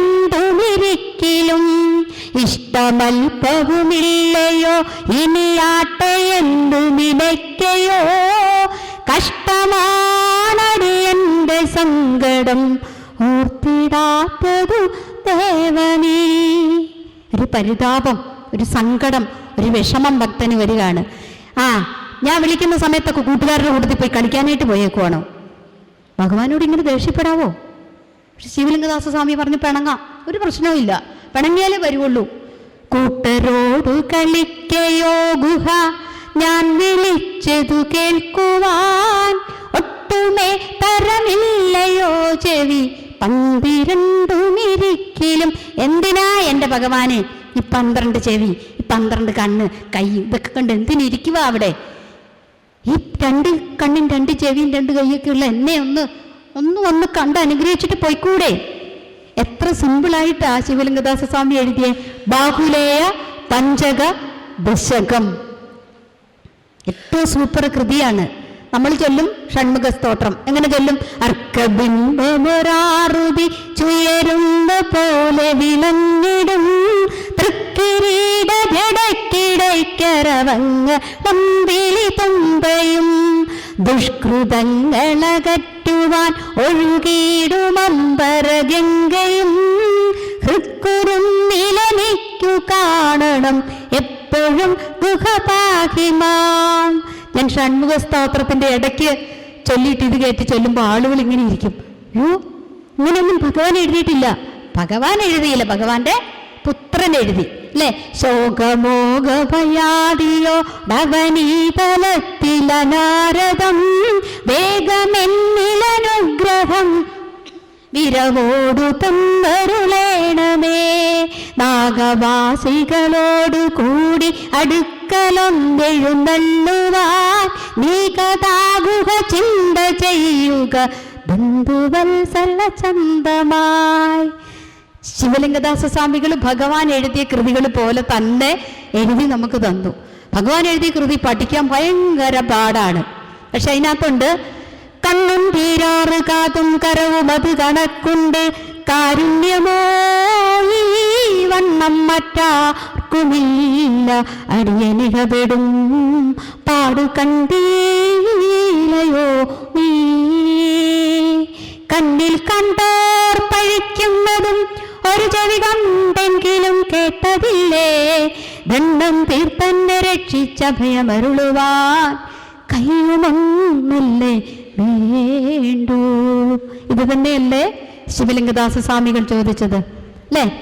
കൂട്ടരോട് കളിക്കയോ ഗുഹ ഞാൻ വിളിച്ചതു കേൾക്കുവാൻ ഒട്ടുമേ തരമില്ലയോ ചെവി 12 ഇഷ്ടമൽപ്പവുമില്ലയോ ഇനിയാട്ടെയെന്നു നിനയ്ക്കയോ കഷ്ടമാണടി എൻ്റെ സങ്കടം ഓർത്തിടാത്തതു ദേവനീ.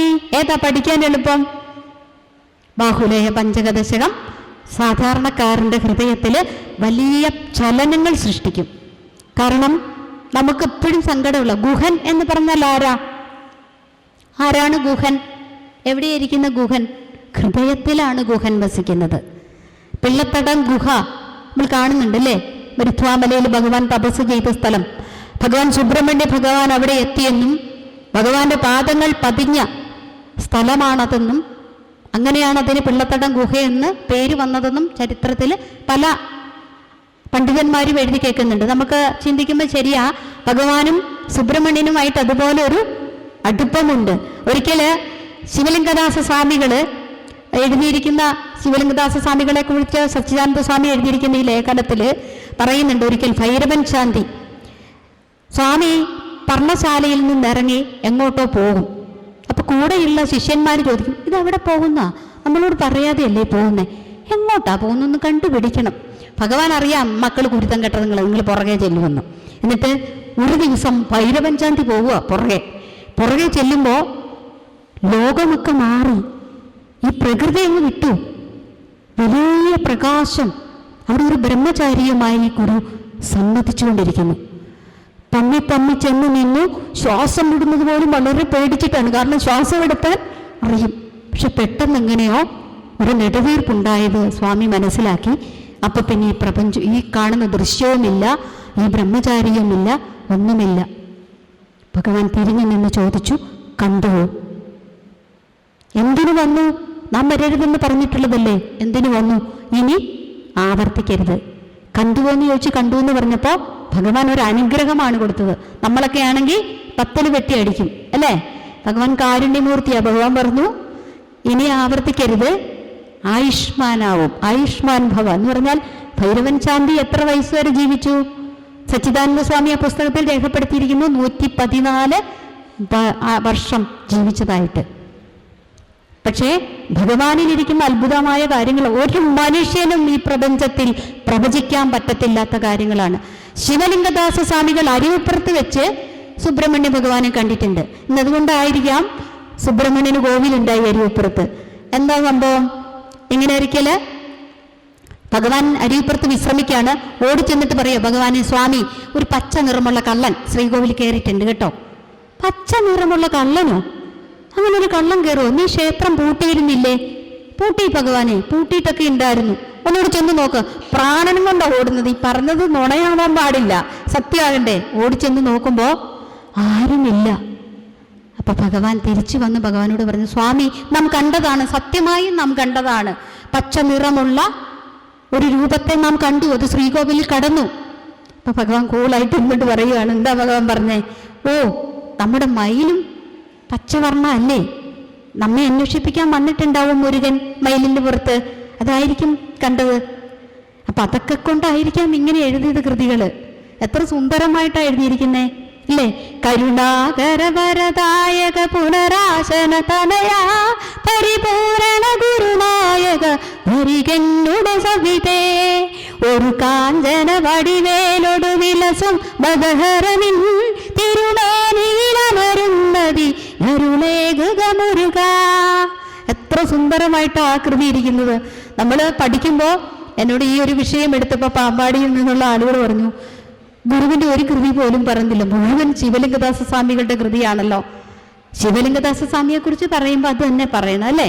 ഇപ്പോഴല്ലേ നിങ്ങൾക്ക് പഠിക്കാൻ തോന്നുള്ളൂ. ഇതിനകത്ത് പറയുന്നുണ്ട് ഭഗവാൻ, ഏണാക്ഷികളെ കണ്ട് രസിച്ചും വിഹരിച്ചും. എന്താ ഏണാക്ഷികൾ? ആരാ? അങ്ങനെ നമ്മളെ ഒരു വല്ലാത്ത മോഹവലയത്തിൽ പെടുത്തി നമ്മളെ മാറ്റിക്കൊണ്ടു പോകും. ആരാ?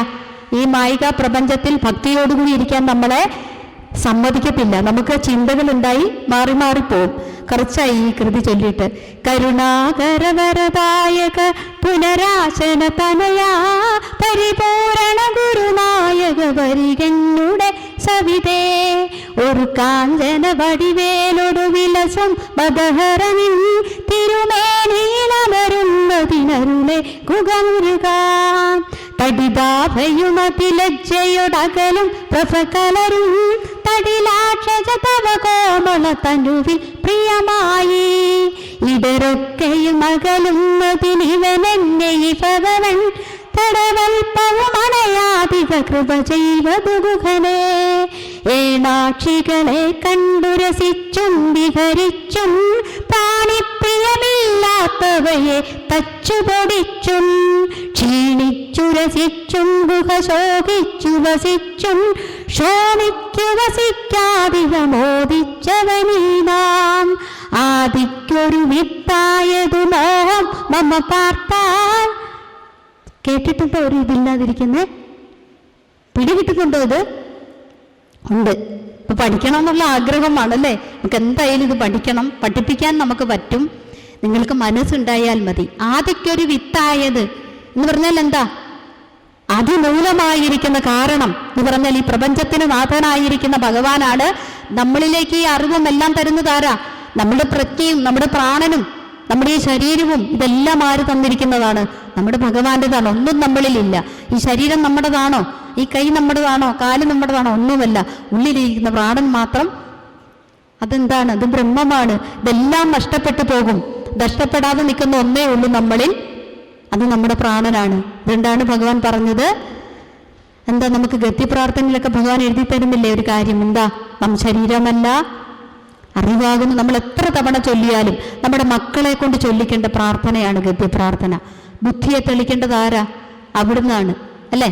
അപ്പൊ കൂടെ നടന്ന് ഇതെല്ലാം കേട്ടുപഠിച്ച ഏറ്റവും ശ്രേഷ്ഠനായ സന്യാസി വര്യൻ നമുക്ക് ഉപദേശങ്ങൾ നൽകുമ്പോൾ ആ ജീവിതം തന്നെയാണ് നമുക്ക് പറഞ്ഞു തന്നത്. 52 വർഷക്കാലം മാത്രമാണ് ഈ ഭൂമിയിൽ ജീവിക്കാൻ ഭാഗ്യം സിദ്ധിച്ചത്. ശരിക്കും ഭഗവാന്റെ മഹാസമാധി എന്ന് പറയുന്ന സമയത്തോട്ടൊക്കെ കടന്നു വരുമ്പോൾ നമുക്ക് വല്ലാതെ ദുഃഖിതരായി പോകും. അപ്പുശാന്തി എന്ന് പറയുന്ന ഒരാളാണ് ശിവലിംഗദാസ സ്വാമിയെ പരിചരിച്ചിരുന്നത്.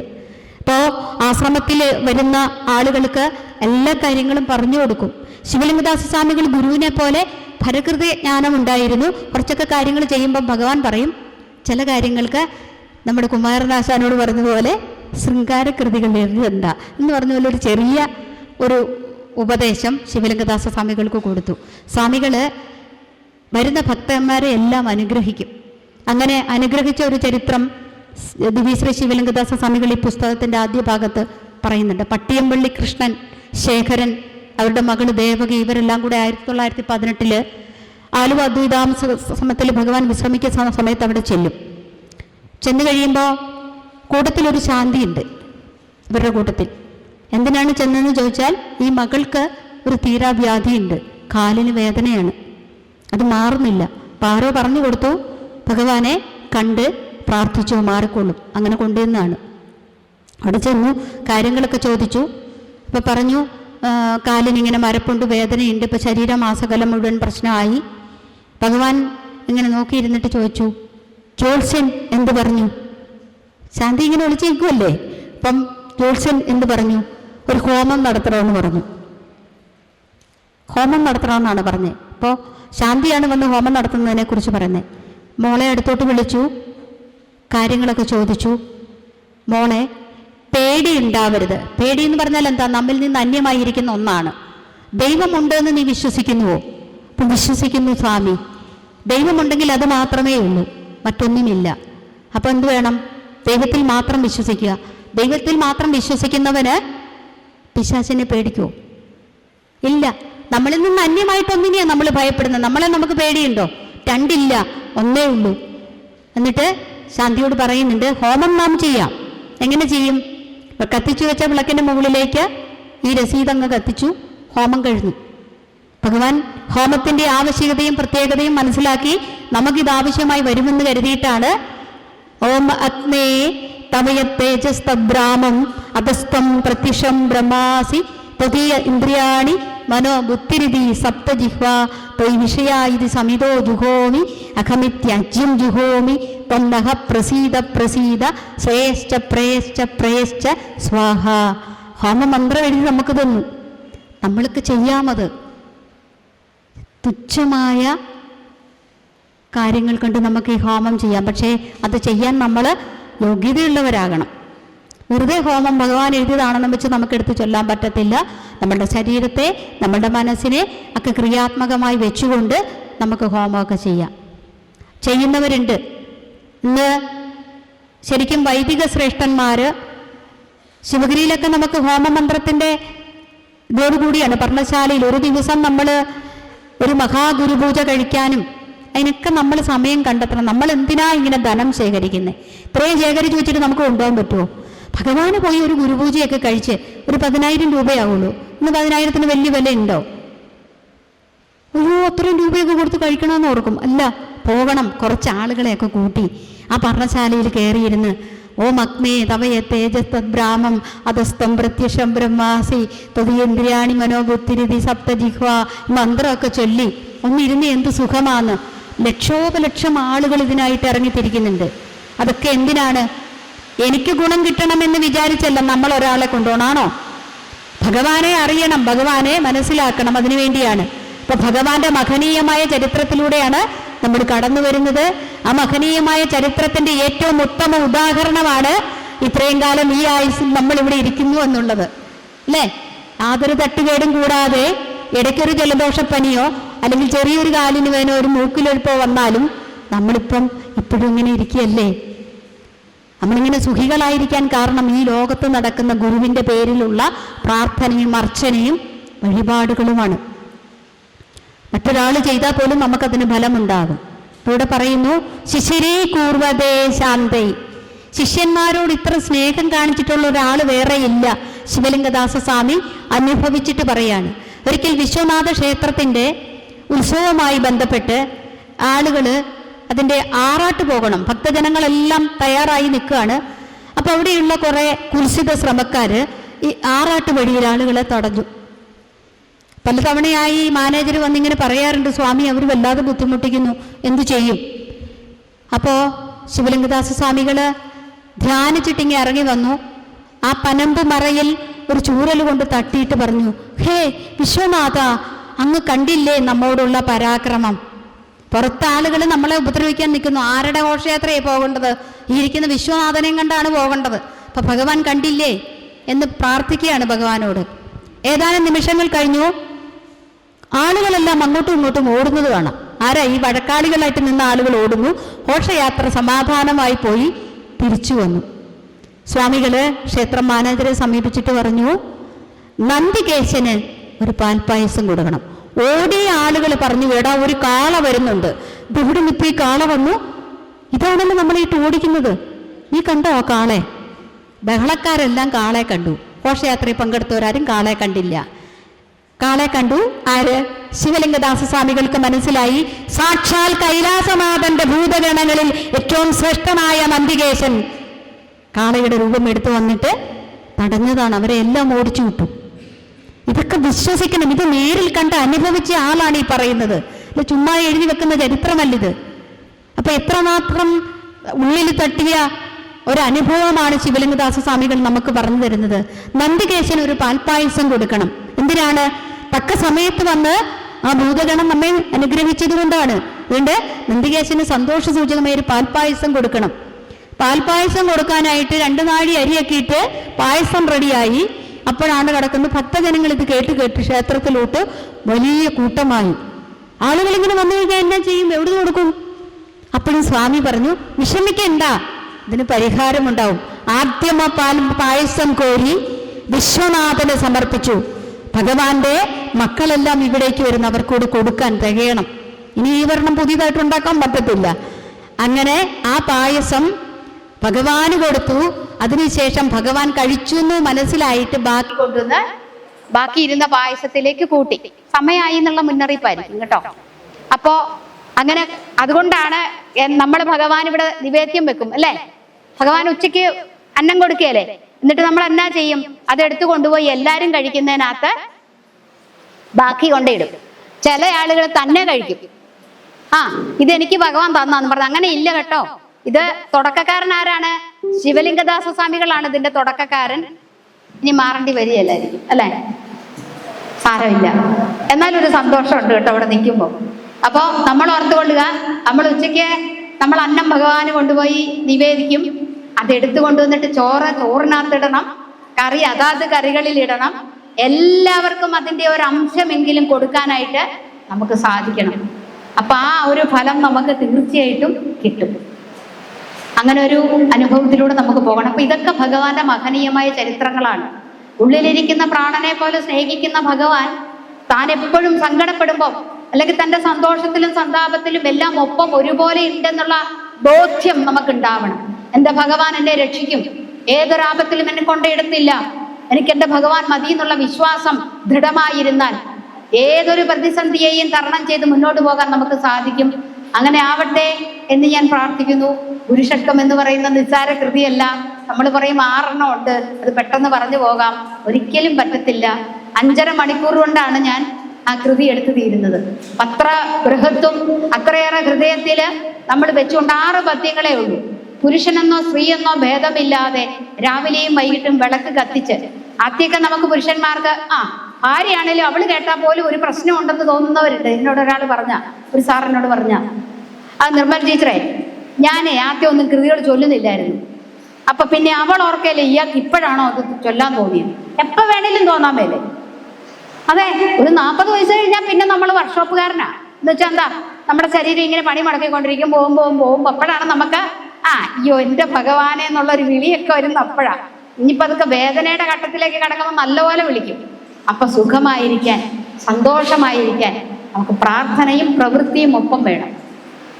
അതൊരിക്കൽ പറയുന്നുണ്ട്, ഗുരു ശിഷ്യന്മാരെ കൊണ്ടൊരു വഴിയെ നടന്നു പോവാണ്.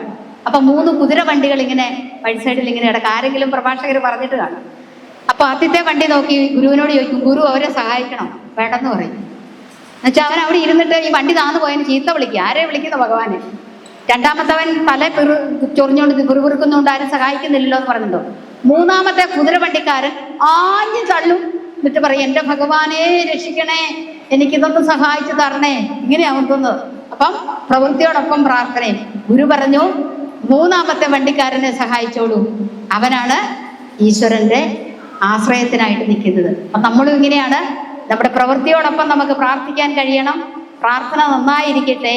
ജീവിതത്തിൽ ഏറ്റവും കൂടുതൽ നമുക്ക് വിജയത്തിലെത്താൻ കഴിയണമെങ്കിൽ സംശുദ്ധമായ മനസ്സോടുകൂടി നമുക്ക് പ്രാർത്ഥന ഭഗവാന് സമർപ്പിക്കാൻ കഴിയണം. അപ്പം നമുക്കൊന്ന് എണീറ്റ് നിൽക്കാം. നമുക്ക് നാരായണമൂർത്തിയെ ചൊല്ലി സമർപ്പിക്കാം. നാരായണമൂർത്തേ ഗുരുനാരായണമൂർത്തേ, നാരായണമൂർത്തേ ഗുരുനാരായണമൂർത്തേ, നാരായണമൂർത്തേ ഗുരുനാരായണമൂർത്തേ, നാരായണമൂർത്തേ പരമാചാര്യ നമസ്തേ. ആരായുകിലമ്പത്വമൊഴിച്ചാതിമഹസ്സിൻ നേരാം വഴി കാട്ടും ഗുരുവല്ലോ പരദൈവം. ആരാധ്യനതോർത്തിടുകിൽ ഞങ്ങൾ കവിടുന്ന നാരായണമൂർത്തേ ഗുരു നാരായണമൂർത്തേ. അൻപാർന്നവരുണ്ടോ പരവിജ്ഞാനികളുണ്ടോ, വൻപാകവെടിഞ്ഞുള്ളവരുണ്ടോ ഇതുപോലെ. മുൻപായി നിനച്ചൊക്കയിലും ഞങ്ങൾ ഭജിപ്പൂ നിൻ പാവന പാദം ഗുരുനാരായണമൂർത്തേ. അന്യർക്കു ഗുണം ചെയ്വതിനായു സുവപുസ്സും ധന്യത്വമടങ്ങാത്മതപസ്സും ബലി ചെയ്തു. സന്യാസികളിൽ ഇങ്ങനെ ഈഞ്ഞമേന്നോർ വന്യാശ്രമമേലുന്നവരും ശ്രീ ഗുരുമൂർത്തേ. വാദങ്ങൾ ചെവിക്കൊണ്ട് മതപ്പോറുകൾ കണ്ടും ബോധസ്ഥിരനായങ്ങ് വസിപ്പു മല പോലെ.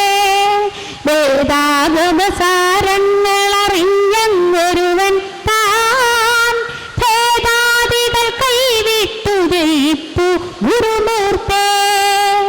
മോഹാകുലരാ ഞങ്ങളെ അന്നേടെയടിപ്പു സേതാത്മകമാം പാശമതിൽ കെട്ടിയിഴപ്പു. ആഹാ ബഹുലക്ഷം ജനമങ്ങേ തിരുനാമ വ്യാപാരബലത്താൽ വിജയിപ്പു ഗുരുമൂർത്തേ. അങ്ങേ തിരുവുള്ളൂറിയൊരൻപിൻ വിനിയോഗം ഞങ്ങൾക്കു ശുഭം ചേർത്തിടുമീ ഞങ്ങളുടെ യോഗം. എന്നും ജനചിത്തങ്ങളിണക്കി നന്നാതെ ചിരം നിൻ പുകഴ് പോൽ ശ്രീ ഗുരുമൂർത്തേ. നാരായണമൂർത്തേ ഗുരുനാരായണമൂർത്തേ, നാരായണമൂർത്തേ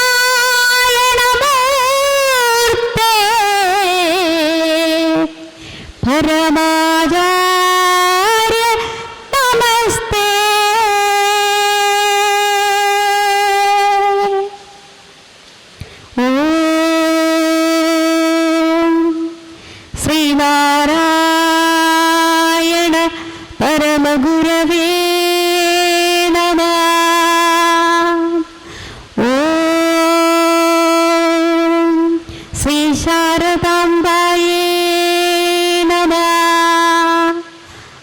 ലോകത്തേക്ക് എന്നെ നയിച്ച എൻ്റെ ആചാര്യപാദങ്ങളിൽ പ്രണമിച്ചുകൊണ്ട് ഈ പ്രഭാഷണം ഇവിടെ സമർപ്പിക്കുന്നു. എല്ലാവർക്കും നല്ലത് വരട്ടെ എന്ന് പ്രാർത്ഥിക്കുന്നു. മുന്നോട്ടുള്ള ജീവിതത്തിൽ യാതൊരു ദുരിതങ്ങളും കഷ്ടപ്പാടുകളും ഇല്ലാതെ പരമഗുരുവായിരിക്കുന്ന പരബ്രഹ്മസ്വരൂപനായ പരമകാരുണികനായ ഭഗവാന്റെ എല്ലാ അനുഗ്രഹങ്ങളും എല്ലാ കുടുംബങ്ങളിലും ഉണ്ടാകട്ടെ എന്ന് പ്രാർത്ഥിച്ചുകൊണ്ട് നിർത്തുന്നു. നന്ദി, നമസ്കാരം. ഗുരുപരമം വിജയിക്കട്ടെ.